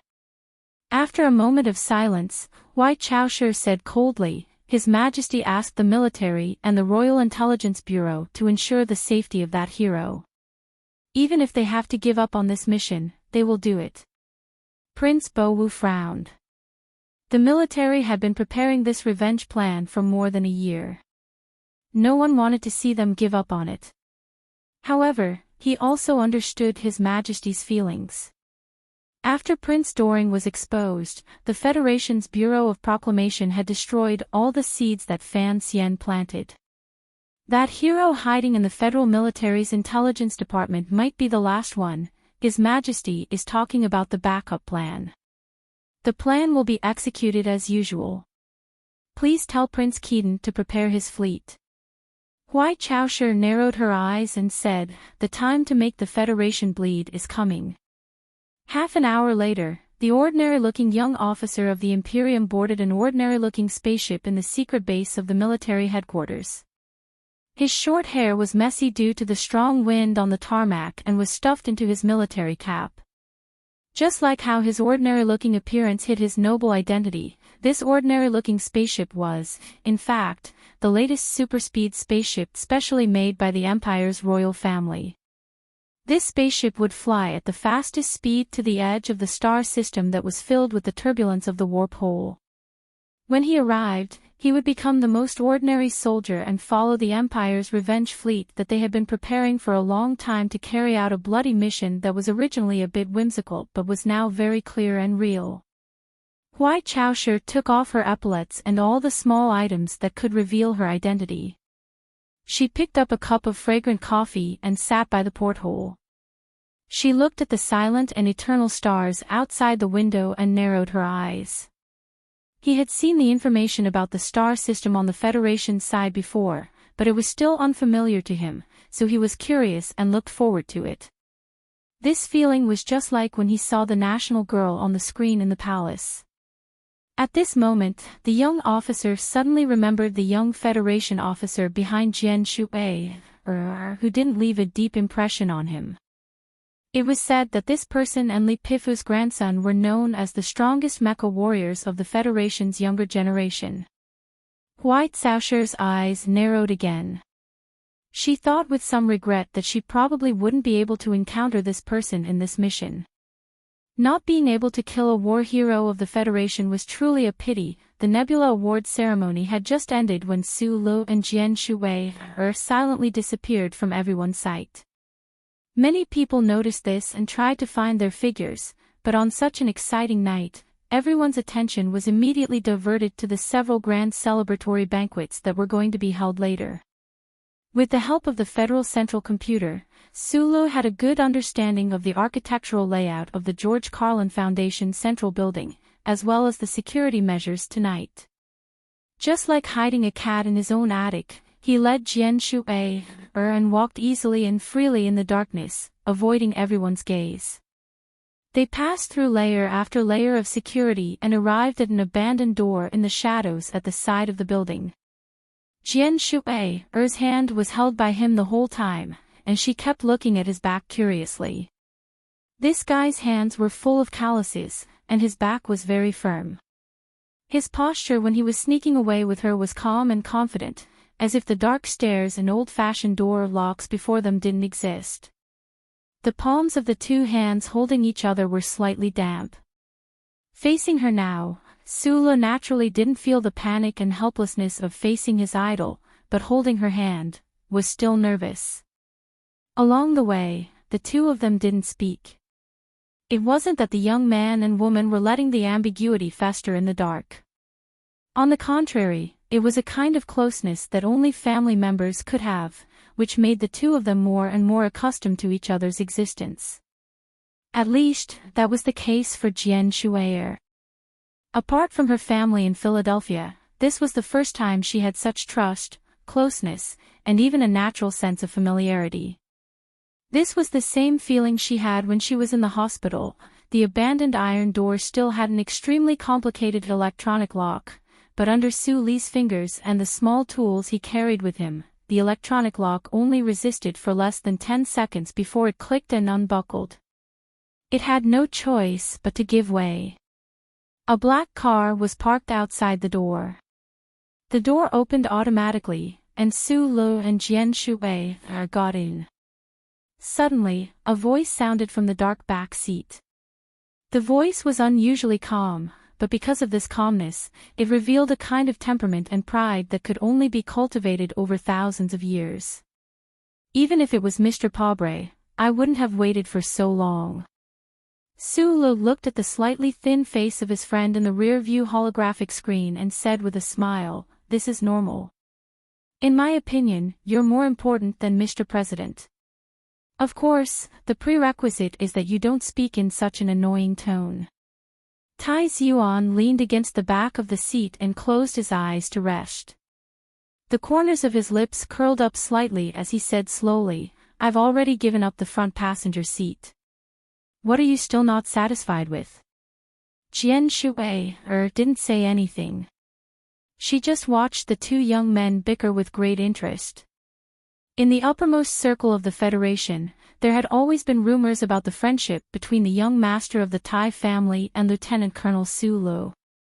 Many people didn't believe this to be true, including Jian Shuwei. Although she wasn't the daughter of an aristocratic family, she was the daughter of the god of war. She knew very well how difficult it was for someone like Tai Yuan to gain the friendship of ordinary people. However, when she saw it with her own eyes today, she realized that the friendship between these two men was actually deeper than many people thought. This kind of friendship must be extremely difficult to maintain. Jian Shuwei narrowed her eyes slightly and couldn't help but admire the two of them. The Li family's spaceship encountered a space storm, so its speed will be a bit slower. We don't have to wait for him. Su Li's hands were firmly on the steering wheel as he drove the black car towards the train station. "It's your honor to meet this seventh young master." Tai Yuan opened his eyes and looked at the rumored couple in front of him with the help of the streetlights outside the car window. After a slight smile, he realized that it was only at this moment that he could completely relax. Su Lu understood what he wanted to say, so he smiled and nodded as a reply. However, he had a strange feeling in his heart. He never understood the relationship between the 7 great families, but he knew very well that Tai Yuan's existence was completely different from the other descendants of the families. Whether it was the seemingly prominent successors of the other families, or even Tai Yuan himself, they all tacitly agreed that he was different and superior. The black car drove steadily in the spring breeze. At about the same time, Bai Yulan quietly left the Army General Hospital with a card with the nurse's phone number written on it. She got into a taxi and softly said to the driver, "Old train station." 10 minutes later, at the Nebula Awards Ceremony Celebration Banquet, the members of Team 7 had just entered the banquet hall. They were cautious and didn't pick up the dishes, but they tried to straighten their backs and strike up a conversation with the beautiful female celebrities. At this time, they felt a slight numbness in their waists. The expressions of the members slightly changed. They raised their wrists at the same time and looked at the field command system communication displayed on their military watches. Almost at the same time, they put down the wine glasses in their hands and resolutely retreated under the burning gazes of the female celebrities. They quickly left the banquet hall and quickly drove towards the airport. This was an old-style sightseeing train line. It used antique railway cars, but the interior decoration was unusually luxurious. The railway company focused on the nostalgic style of the dynasty, hoping to offset the disadvantage of speed with comfort. However, in today's Federation, where time and money were completely equal, there weren't many people willing to take this kind of train. Su Lu, Tai Ziyuan, and Jian Shuier. These three people had completely different personalities and backgrounds, but were the most outstanding young people in certain fields in the Federation. At this time, they were like ordinary passengers, sitting in the slightly undulating and swaying carriage. The electric circuit outside the window swept back, and under the night lights, a few birds could be faintly seen resting on the electric wires as if they were sleeping. Tai Ziyuan looked out of the window with a calm expression. He didn't hide the interest and relaxation in his eyes. Ordinary means of transportation were already an extravagant hope for him, not to mention this old-style train. He didn't turn around and said, "I originally thought that you would choose to eat in Linyuan. I heard from Shenli that you seem to like the food there. I prefer the scenery in Linyuan." Su Lu replied. Linyuan was good, but unfortunately, there were too many people who could recognize their identity. The three of them traveling together was too conspicuous, so he chose another place. Tai Ziyuan turned around and frowned. The Ishui Bay you chose is the latest place that Lin Banshan is taking care of. I heard that it's very lively these days. You know, I don't like lively places. I asked Secretary Jiao to help me book it. It should be very quiet. Su Lu picked up the teacup and took a sip, his eyes slightly narrowed. He knew that Bai Magnolia had arrived. The theme of this trip to Ishui Bay was to meet up with old friends. He also wanted to do something by the way. The two experts from Bermuda were dead, but there were still some aftermath to clean up. This was something that he had thought about when he was at the front line in the West Woods. In fact, even if he didn't do it, those people who were angry because of his assassination would do it.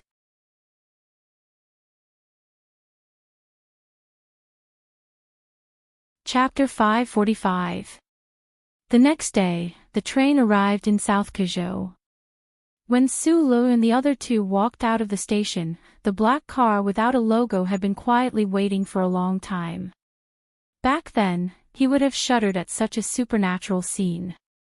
However, after living in the capital ring for many years, he was mostly surrounded by people like Tai Ziyuan and Li Xiaotong. Naturally, he knew that many things that were incomprehensible to ordinary citizens were just a matter of a glance to those at the top of society.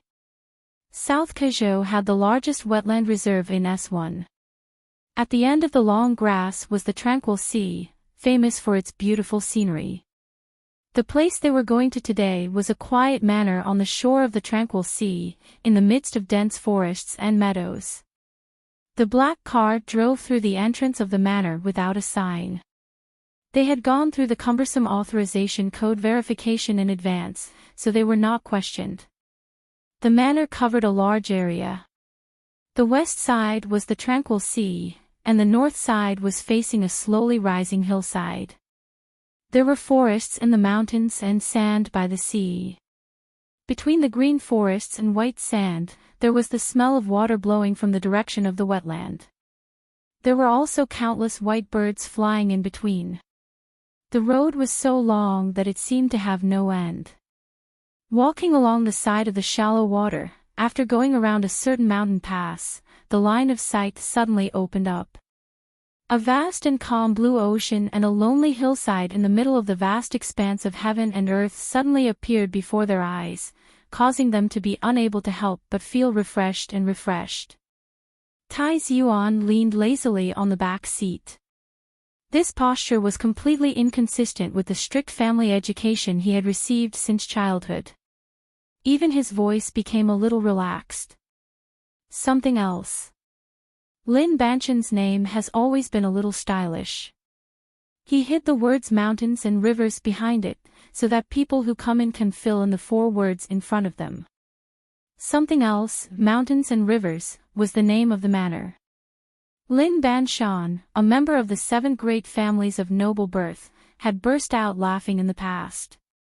It was unknown how many earth-shattering events he had caused in the Federation and Bermuda.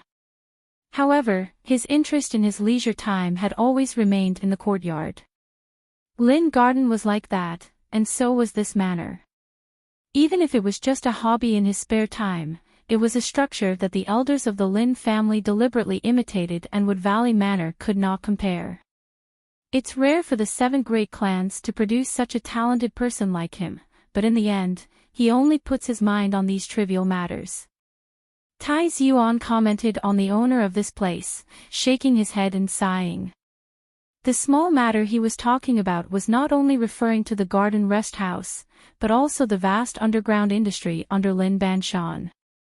In his opinion, compared to the structure of the Federation or the universe, these things could only ever be small paths that led astray. They would never be able to step onto the real stage, so he didn't really agree. Or rather, he felt that it was a pity that Lin Banshan had wasted his energy on this. Other manors were located in a remote area. As Lin Banshan's property, not many people in the entire Federation could afford to spend here, so it had always been quiet and peaceful. But today, for some reason, faint laughter and music could be heard from the beach buildings on the left side of the long forest road. Su Le narrowed his eyes and glanced in that direction. He didn't answer Tai Yuan's sigh and continued to drive steadily. The car followed the flat road, passing by the sea and going straight into the meadow, hillside, and forest. There were no more noises, only the early chirping of cicadas and the late birds, and the low and soft grinding sound of the tires. At the top of the hillside was a manicured but still natural lawn, and further ahead was the most beautiful natural reef bay in the calm sea. Under the wide floor-to-ceiling glass, the 3 of them quietly ate delicious food, occasionally chatting, and occasionally looking out of the window, letting the scenery of the bay enter their eyes. The old man didn't make a statement, but it doesn't mean that he doesn't support Mr. President's plan to attack the empire. I think he probably feels that now is not the time for him to show up. Jian Shui looked at the 3 stalks of golden chrysanthemums spinning in the glass of water and said with a smile, in fact, the official residence and the Ministry of National Defense arranged last night's performance, which has already helped a lot in this matter.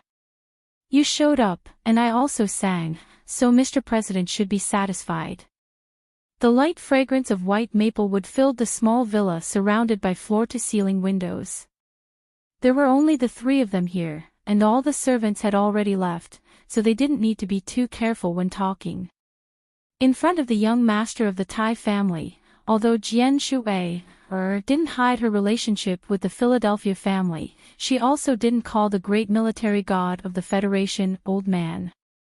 The people at the top of the Federation, such as the core of the 7 great families, such as the leaders of the parliament and the military, were very clear about the close relationship between the national girl Jian Shui and the Lees of Philadelphia, but most of them couldn't figure out what this relationship was.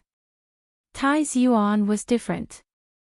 The relationship between the back of the mountain and the Philadelphia family started a few decades ago, and the relationship was complicated and tangled.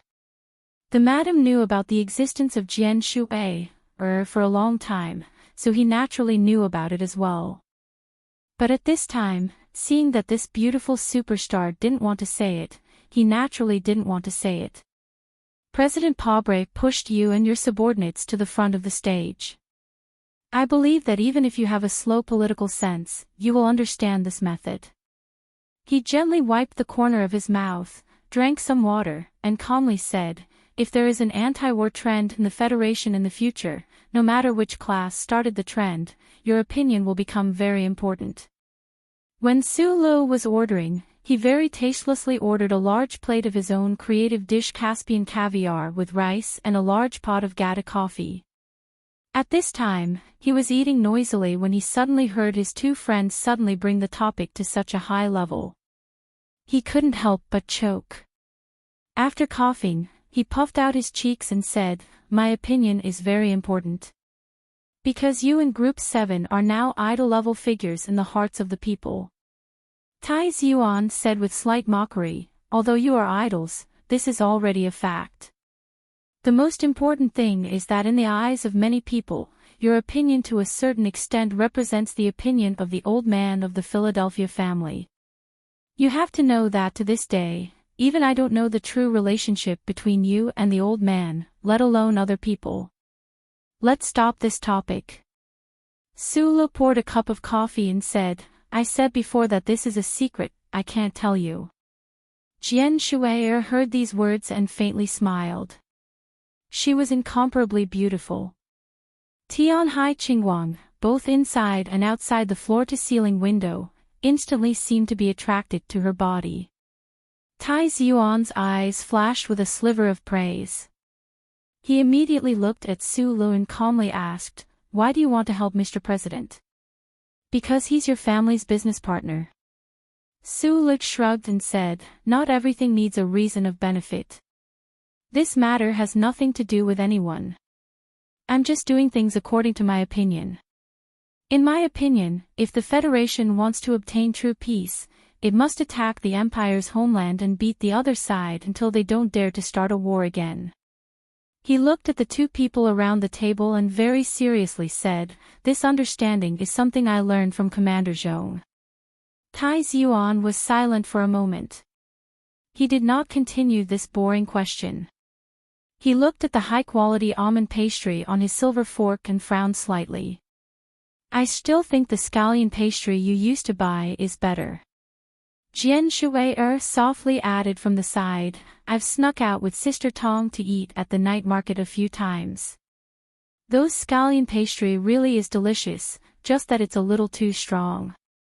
At that time, in Yue University's H1 Mecha combat room, Su Lo would often use scallion pastry and plain porridge to exchange for Tai Yuan's Gata coffee and Caspian caviar many nights. These interesting past events were admittedly the beginning of the two's friendship, but they also illustrated the difference in their growth experiences. Now, hearing Tai Yuan and Jian Shui'er praise him so seriously, he couldn't help but frown as he glanced at the black caviar in front of him. He didn't pretentiously sympathize with these two pampered children for not having the happy lives of ordinary people. He only lamented that deep down, he was still a poor boy. "How's Yuzi doing right now? When exactly are you two getting married?" Tai Yuan suddenly raised an eyebrow and asked curiously. Hearing this, Jian Shui'er's eyes lit up slightly. She looked quietly at Su Lo. She knew that this crown prince was trying to tease her and Su Lo, but for some reason, she really wanted to hear the answer from Su Li's mouth. Su Lo raised his head and stared at Tai Yuan. "She's not your crown princess candidate right now. Naturally, it has something to do with someone else. As for other things, I can't be bothered to explain them to you." The affairs of the human world were very strange. When they had first met in Linhai, Red Coat Zhou was definitely an existence that made one angry and disgraceful. However, as the years passed, their relationship had long since changed. Now, thinking of Tai Yuan's attitude back then, how she had stopped his black car on the highway and wept to her heart's content, he actually felt that Zhou wasn't worth it. He felt that it was unfair for her, and he felt resentment towards Tai Yuan. "She was my only normal friend when I was young." Tai Yuan spread out his hands and said, "It seems that this world is becoming more and more complicated. Just pretend I didn't ask." After a night of train, a sea breeze, a simple meal, and a chat, the rare gathering of friends had come to an end. Tai Yuan looked at Su Lo and said calmly, "The attitude you want to express to those old guys doesn't need me to be a witness. I won't watch that play later." There are still some things I need to take care of at home. I'll leave after sitting for a while. You've appeared with me. That's already a witness, Sulo replied with a smile, not saying the words, thank you. Tai Xuan shrugged his shoulders in a very casual manner. He put the wet towel on the table and reminded him, don't kill him. Tai Xuan naturally knew very well about the assassination attempt on Commander Zhong and Su Lo in Sunset State in West Woods. However, after the assassination attempt in Linhai State Stadium, this young prince had always maintained a kind of blind trust in Su Lo. He didn't believe that those stupid guys could hurt Su Lo. Since that was the case, why should he care? Jian Shui didn't understand what they were talking about. She shrugged her shoulders helplessly like the men, and used the edge of her palm to adjust the brim of her hat. She smiled sweetly and said, I have to leave first. The school has a mock exam in New Moon Base tomorrow.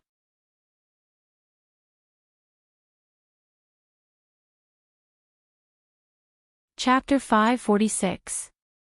The sunlight passed through the white curtain and shone into the bed. Lin Dohai frowned and cursed in disgust. He then got up and washed up.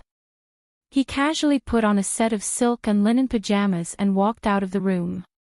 Listening to the laughter and music coming from the seaside, the corner of his lips slightly raised, revealing a happy smile.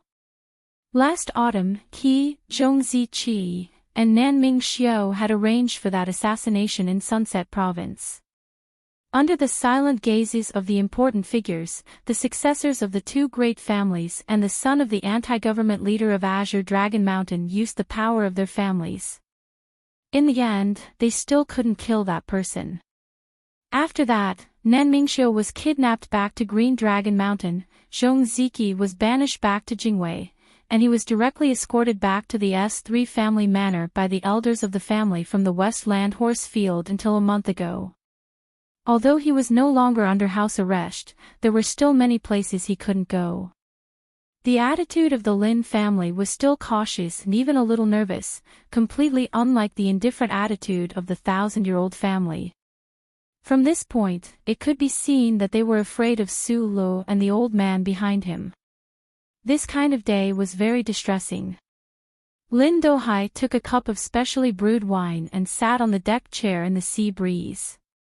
There was a trace of resentment in his heart. The elders silently watched them do this, but in the end, they, the young people, had to bear the consequences of failure. His fingers slid across the smooth crystal cup. He thought of the woman's creamy skin last night and smiled with satisfaction. However, this smile immediately disappeared because he thought of his fiancée who had broken off the engagement. Although the marriage between the 7 families was not as rigid as within the empire, it represented the respect between each other and had a very strong sense of ceremony. However, Lin Banchan's words made the marriage between the Nan family and the Lin family disappear. The elders of the family were not willing to provoke that lousy disciple, so they could only transfer the pressure and reprimand to him. Lin Dohai's fingers holding the cup slightly tightened, and a faint resentment appeared between his eyebrows. He hated his elder brother, but he hated Su Lo even more for making Nan Xiangmei jump out of her gentle nature and dared to say no. You don't seem to be in a good mood. A young woman of about 30 years of age leisurely walked over and sat beside him with a smile. The traces of time had indeed left some traces on her cheeks, but those traces did not reveal the vicissitudes of life. Instead, they were filled with a mature charm, causing the eyes and hearts of men who saw her to be unable to help but be greatly moved. Lin Dohai nodded politely. He didn't answer her question, nor did he stare at her like he was used to playing the role of a young master. He knew very well that this woman named Li Feirong was not someone he could touch. In the past few days in the manor, this woman had carefully taken care of his life. For example, last night, she was a shy young flower. Lin Dohai stared blankly at the sea. There were beautiful sceneries, delicious food, and beautiful women in the manor. As long as he wanted something, he could find it. However, after staying there for several days, he felt that his body was about to become rusty from the sea breeze. He always wanted to go out for a walk. Even those friends who had just returned and gathered a few times couldn't make his mood happy. "Sister Rongrong, what are those guys playing at?" he asked. The young woman smiled sweetly and said, "What else could it be? Just those things that men like." A strange expression flashed across Lin Dohai's face. His friends in the buildings over there had been drinking all night. Naturally, they would be more presumptuous. However, the young people who could enter this manor had their own backgrounds and knew the rules of the owner. They wouldn't dare to mess around, right? He was still depressed. He frowned and turned his wine glass. As long as Su Lo was popular in the Federation, he would be depressed. However, it seemed that it would be more and more difficult to kill this guy. "I really want to play gliding." Lin Dohai stared at the empty sea and imagined his favorite scene of flying over Bitao at low altitude. He said angrily, "He's in Bermuda now. How would he know what we're doing?" Li Feirong spread her hands and said nothing, indicating that she was sorry that she couldn't help. Lin Dohai didn't lose his temper. He just looked at Kong Hai silently. There were no electric devices on the shoreline of the manor because his brother didn't like the manor to be too noisy. He respected the woman beside him because she was his brother's woman. The reason why this woman respected and treated him so well was because she had always wanted to be his brother's woman for more than a decade. Lin Dohai took a sip of the wine and thought to himself in a slightly mocking manner. There were many truths in the world that needed to be explained by these awkward words. Just like taking a mountain road, you always had to take a lot of detours before you could drive to the top of the mountain. Su Lo never took a detour. On Tiger Mountain Road, he slashed people with his sword, and in the research lab, he only swung his hand in a straight line. From Donglin to the capital ring, out of flowing wind slope, and into the foundation building, he was used to walking in a straight line. This couldn't be said to be a heroic spirit, but there was a certain biting sense of stubbornness. After coming down from the top of the mountain, he drove the black car and drove along the road to the buildings by the sea. The complex area of the manor was divided by security. The black car was completely ignored, but with the help of the old man, no automatic alarm sounded. There was a door on the outside of the building. Su Lo pushed the door open and entered without a sound. The security guard by the door was slightly shocked. He went forward to ask but didn't get any answer. He tried to stop him, but he was shocked by the young man's expression. In just a moment, the young man had walked far away. Looking at the back that made him feel a little scared, the security guard didn't hesitate to press the alarm button. However, there was still no alarm. None of the armed security guards who were vigilant 24 hours a day came out. Facing the sea breeze, the spring forest, and the buildings and the spacious area hidden in the forest, no security guards appeared. It was quiet all around, only the sound of the sea breeze tangling with the trees. At this moment, the heavily guarded door was completely open to Su Lo. The scene felt a little strange. Su Lo, who was walking in a straight line towards a certain place by the sea, suddenly felt a low-frequency buzzer hidden in his ear. He stood under a big tree for a moment and connected to the phone signal that had been filtered by 7 groups of filters. He has already left. Let's meet again next time. Li Xiaodong's cold and regretful voice came from the other end of the phone. It's a pity that it's so difficult to meet the Crown Prince. Forget it. I'm at the periphery of the manor. The car will come in soon. Let's have a good drink. I have something to do first. Holding the phone, Su Lo looked at the faintly visible buildings in front of him and listened to the faint drumbeat of music. He said, I think, it's not convenient for you to follow me. You can wait in the restaurant for a while. After saying this, he hung up the phone. In the car outside the manor, Li Xiaotong stared at the phone in a daze. He was silent. Then he quickly dialed the numbers of several people in the family and confirmed some of the things he was worried about. His fair face became extremely shocked. He said to the driver in a cold voice, "Go to the seaside villa as soon as possible." While seventh young Masterly was trying to stop something from happening, Sulu had already walked alone into the seaside garden surrounded by white and yellow Crow-style buildings. The garden occupied a large area. White stones and white sand were next to the clear water. The sun was shining brightly and the scenery was very beautiful. The background music that reverberated around was controlled by an electronic central control, ensuring that the best sound quality could be heard in every villa. It played from the entrance to the seaside. It was the designer's proudest masterpiece.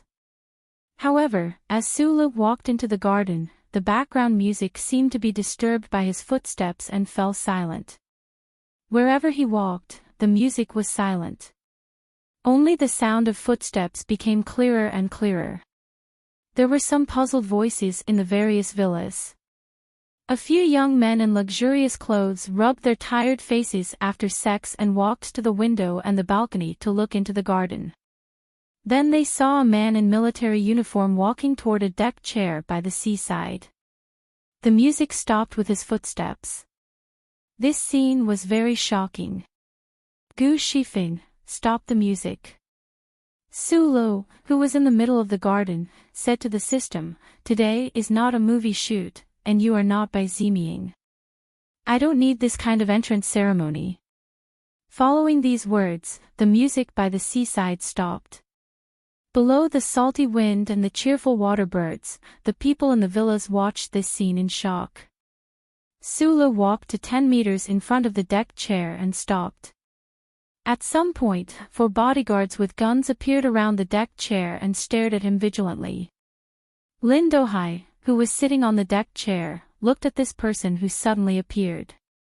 He was so shocked that he could not speak. He wanted to sit up, but he found that his waist and legs were weak. His knuckles, which were holding the cup, were pale because of nervousness. Sulu did not look at the bodyguards with guns. His eyes fell on the deck chair and looked at the young man who tried to kill him. He narrowed his eyes and said, "I really admire you. Your family's elders know to avoid my revenge, but you still dare to come out and play." Lin Dohai did not speak. He slowly put the crystal cup on the short table beside him. It took him a lot of effort to prevent the specially brewed wine at the bottom of the cup from spilling out. "What do you want to do?" Looking at Sulu, who was not far in front of him, he felt an unprecedented sense of fear. He felt that his throat was very painful, and his voice was hoarse. The 4 bodyguards stared at him vigilantly and carefully reached for their holsters. They believed in their own strength and shouldn't be afraid of this unarmed man in front of them. However, the silence outside and the young master's expression proved to them that this person was dangerous. "Put away your guns." The nominal owner of the manor, Madame Li Feirong, walked over expressionlessly and said calmly, "Even the Mecca of the Empire can't do anything to Lieutenant Colonel Sulu, let alone a few guns."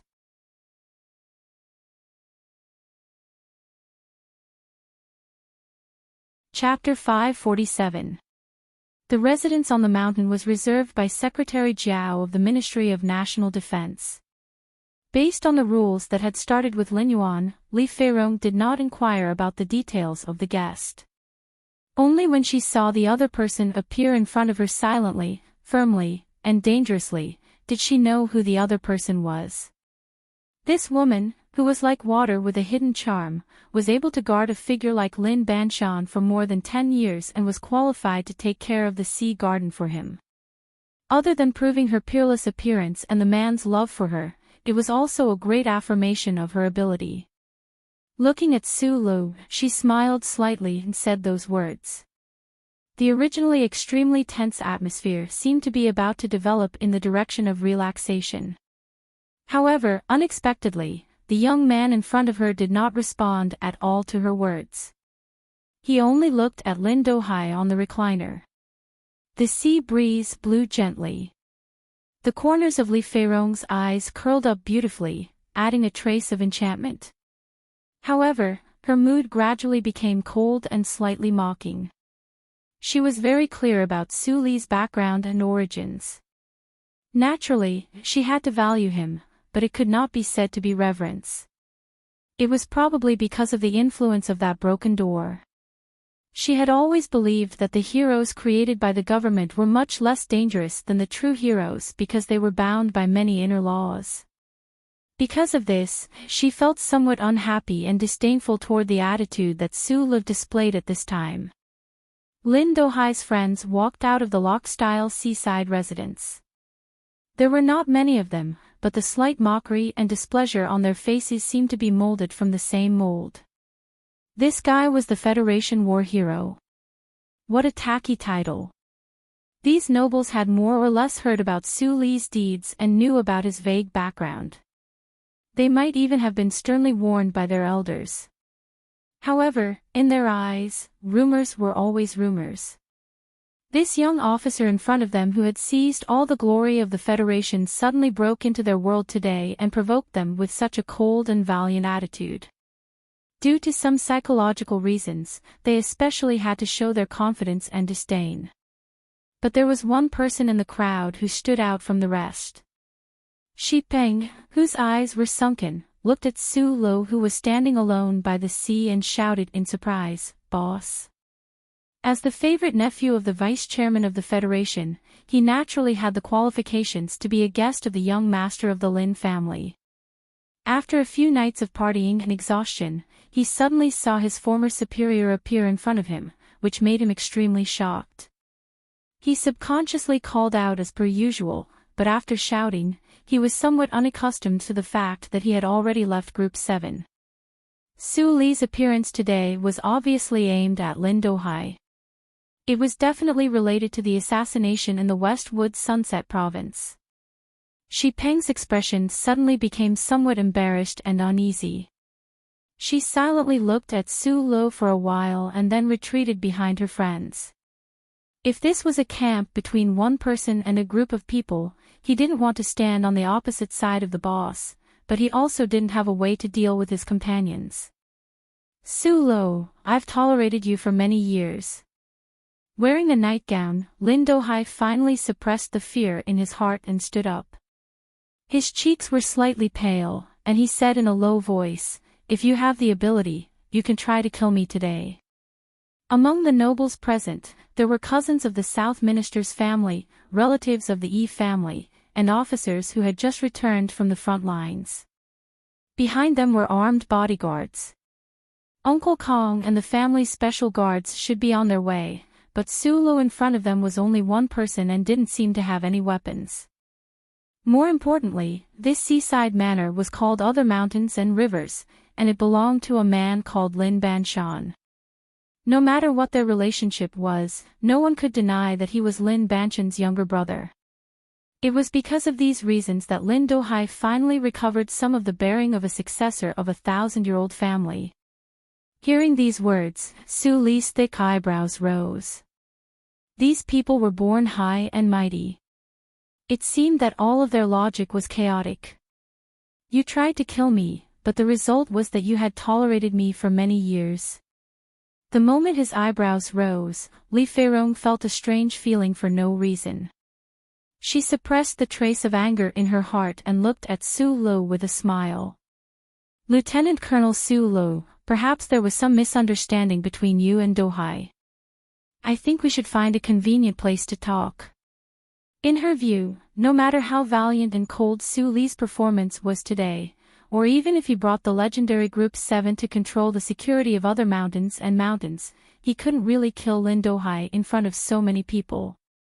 After showing his attitude, there was always a need for negotiations, and negotiations naturally needed a quieter place. However, she was wrong about the most important thing. Even if Su Li wanted to negotiate with someone, these nobles by the sea, Lin Dohai and her, were not qualified to negotiate with him. "You can decide between me and him." Su Li looked at the charming young woman and asked, "If you can't, please don't interrupt." A trace of shame and anger flashed between Li Feirong's eyebrows. In the final analysis, her status came from Lin Banchan's favor. Others respected and feared her because of this.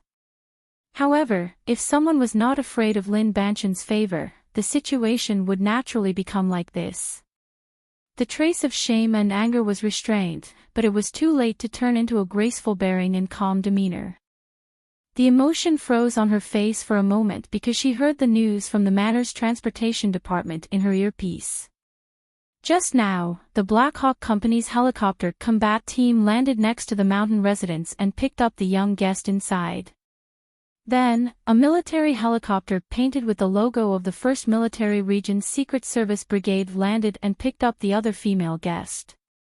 Black Hawk Company. Was the young man who had dinner with Su Lo in the mountain residence the rumored crown prince? Who was the female guest? She dared to use a military helicopter as a means of transportation. Thinking of these questions, Li Feirong looked at Su Lo in front of her and realized that she could not control the situation brought by this young officer at all. However, she still smiled and stood in front of Su Lo because she had to ensure Lin Dohai's safety. On the one hand, she was very concerned about the feelings of the elders of the Lin family. More importantly, if something happened to Lin Dohai, she did not know how to explain it to Lin Banshan. Just as Li Feirong's brain was quickly turning, thinking about how to solve the current situation, but she was angry because she could not see what Su Lo wanted. Someone in the crowd by the sea could no longer stand Su Li's silent oppression and made a move. A son of an aristocratic family who had just been promoted to major because of killing enemies on the front line put his hand on the holster and said to Su Lo in a low voice, "Lieutenant Colonel Su Lo." Suddenly, a gunshot rang out in the quiet seaside manner, making it seem especially arrogant. The man's words stopped abruptly before he finished. His right hand in the holster was accurately hit by a high-speed bullet from afar. With a crack, his wrist bone broke. The young major held his wrist and painfully rolled to the ground. He screamed miserably and beads of sweat rolled down his face like soybeans. "This is not your business." Su Lo looked around at the people around him, whose expressions had changed drastically. He stretched out his finger and said, "Don't do anything that might arouse suspicion, because I can't guarantee what kind of bullet the next time will be." The moment the crisp and distant sound of a sniper rifle rang out, the 4 bodyguards of the Lin family quickly surrounded Lin Daohai. Then, they quickly used their eyes to search for the position of the sniper. At the same time, they were shocked by the silence of their colleagues on the periphery. Nervousness shrouded their hearts, and coupled with their professional judgment, they really did not reach for their holsters again.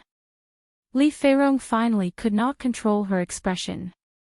She stared at Su Lo and said in a cold voice, "Do you know whose manor this is? Do you know whose younger brother he is? How dare you shoot in this place? If you've studied me." Su Lo looked into the woman's eyes and said, "Then you should know that I never choose a place when I shoot." Li Feirong's pupils shrank. Thinking of the rumors of the man in front of her assassinating Senator Macklin, she could not help but take a deep breath. She suppressed the shock and anger in her heart, as well as the unimaginable sense of absurdity. She asked coldly, "What do you want to do?" Li Feirong took a deep breath and suppressed the shock and anger in her heart. She said coldly, "What do you want to do? The purpose of my visit today is very simple." Su Lo looked at the pale-faced Lin Daohai and said, "A debt must be repaid with money, and a life for a life. It is only right." Hearing this, Lin Daohai suddenly roared angrily, "You're not dead." Su Lo was silent for a moment, then explained with a smile, "You tried to kill me, but you didn't. That's because my subordinates are capable. So I'm just trying to kill you today. As for whether or not I can kill you, it depends on the abilities of you and your subordinates." Very simple words explained a very cold truth. Su Lo and the team that had not shown up had already taken control of the manor. If he really wanted to kill someone, who could stop him? Lin Dohai's thin lips began to tremble uncontrollably. Li Feirong, however, understood something at this moment. She said with a slightly tense voice, "I don't think a promising war hero of the Federation is willing to become a murderer. You should be very clear about his identity. If you really kill him, no matter how many big shots want to protect you, you won't be able to find any shelter in the Federation." She said in a more serious tone, "And don't forget, Dohai is his younger brother. Even if you escape to Bermuda, you won't have any hope." Then the beautiful woman laughed.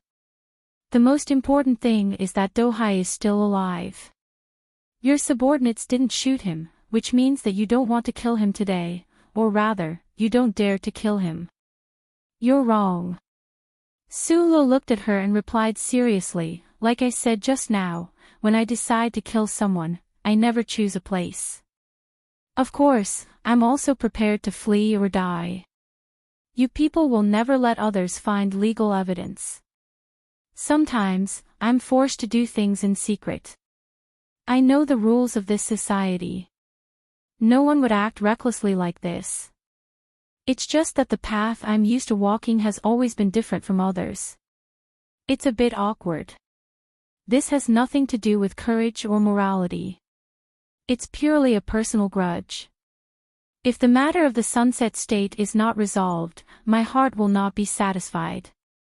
I won't be able to live well. But you're right. I'm really waiting for a call, although I don't know who will make this call.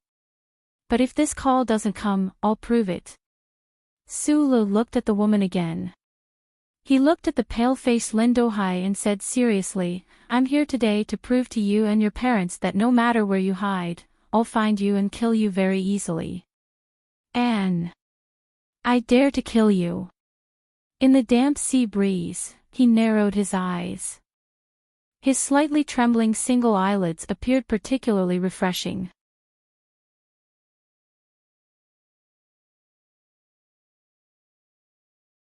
Chapter 548. A group of people gathered by the quiet seaside.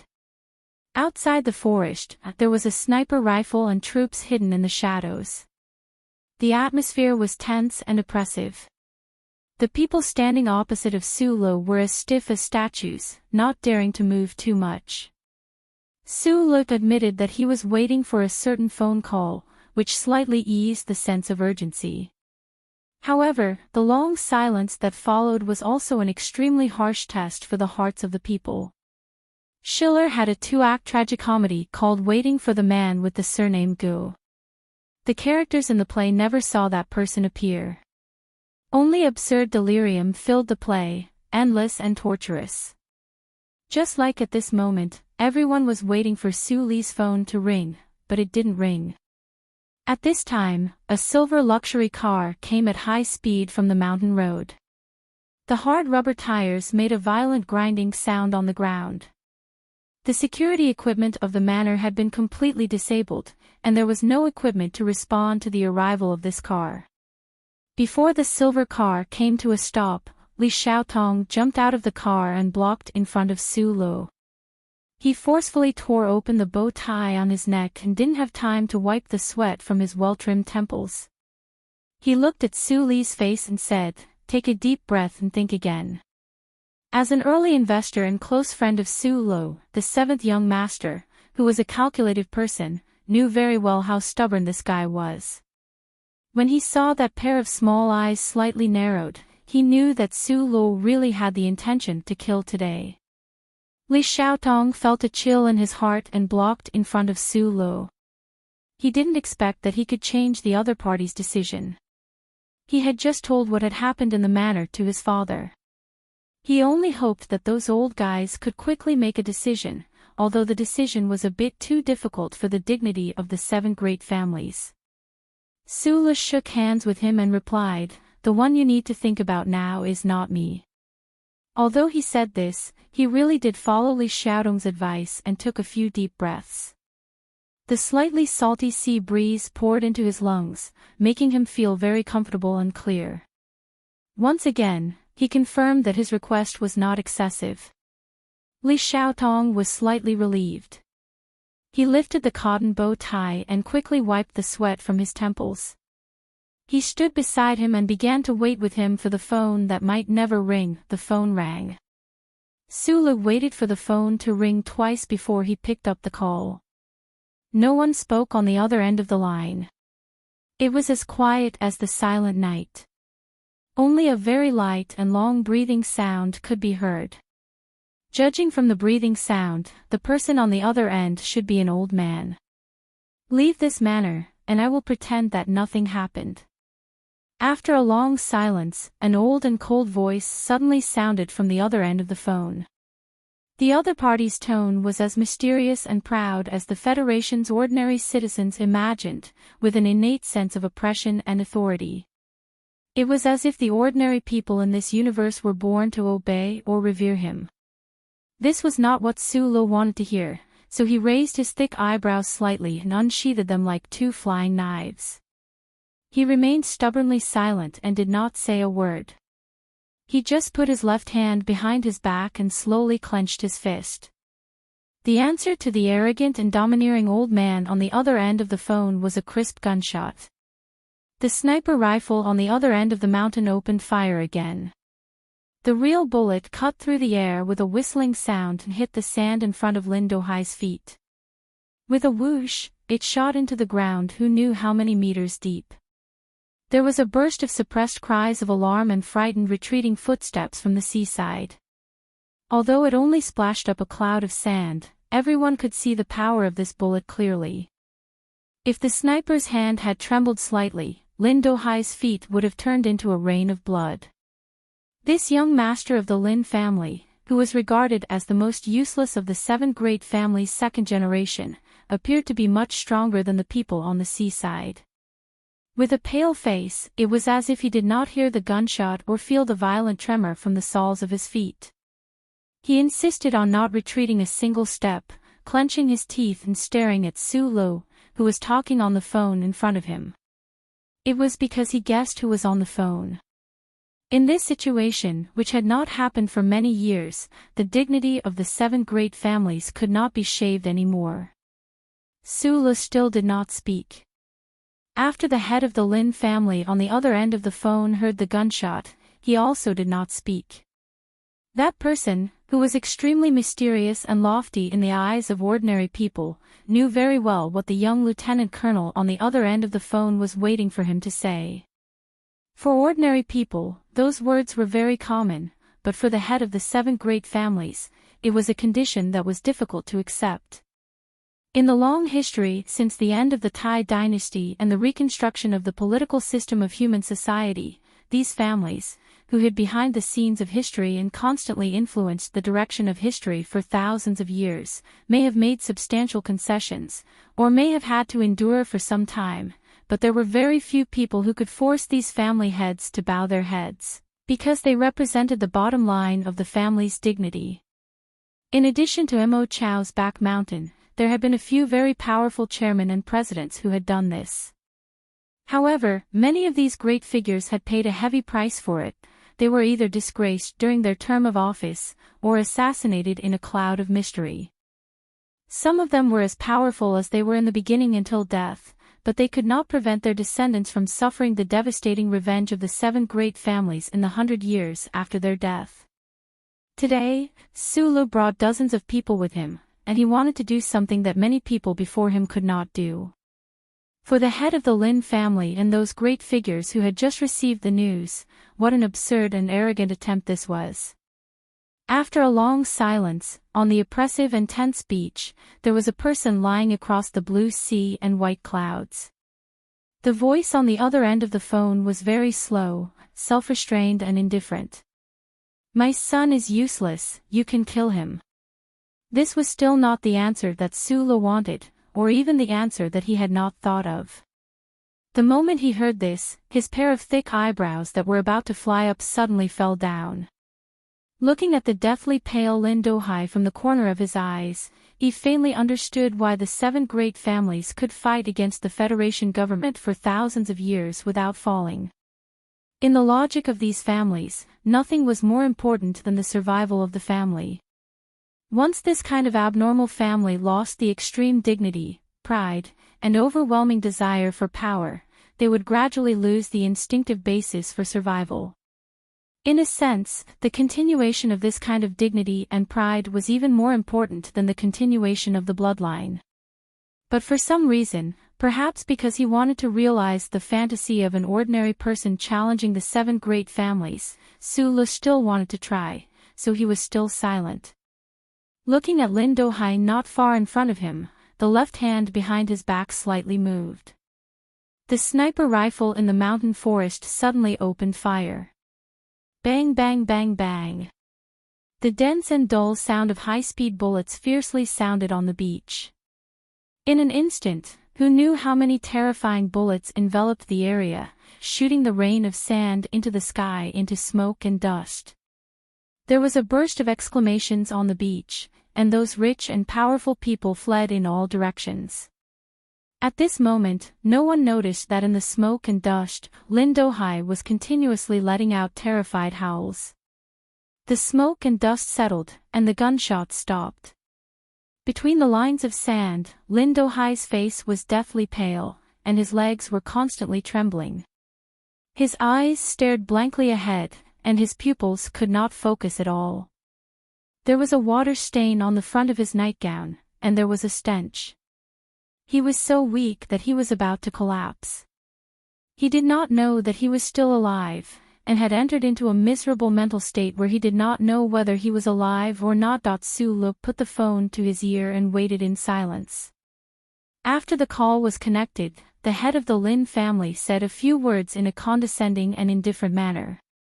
With just a few words, he was able to knead a person's heart into a crisp. His bearing and shrewdness were unfathomable. However, it could not knead Su-li's heart, which was as hard as a rock. He kept silent, simply and straightforwardly using gunshots to face the other's temperament. It was still that old saying, only the barrel of a gun could spray out light wind and light clouds. People who wore shoes were always easily afraid of people who were barefoot, and people who spoke of temperament were always unable to do anything to simple people who were crude and straightforward. Even if the 7 great families were omnipotent, at this moment, Lin Do-hai was under the gun.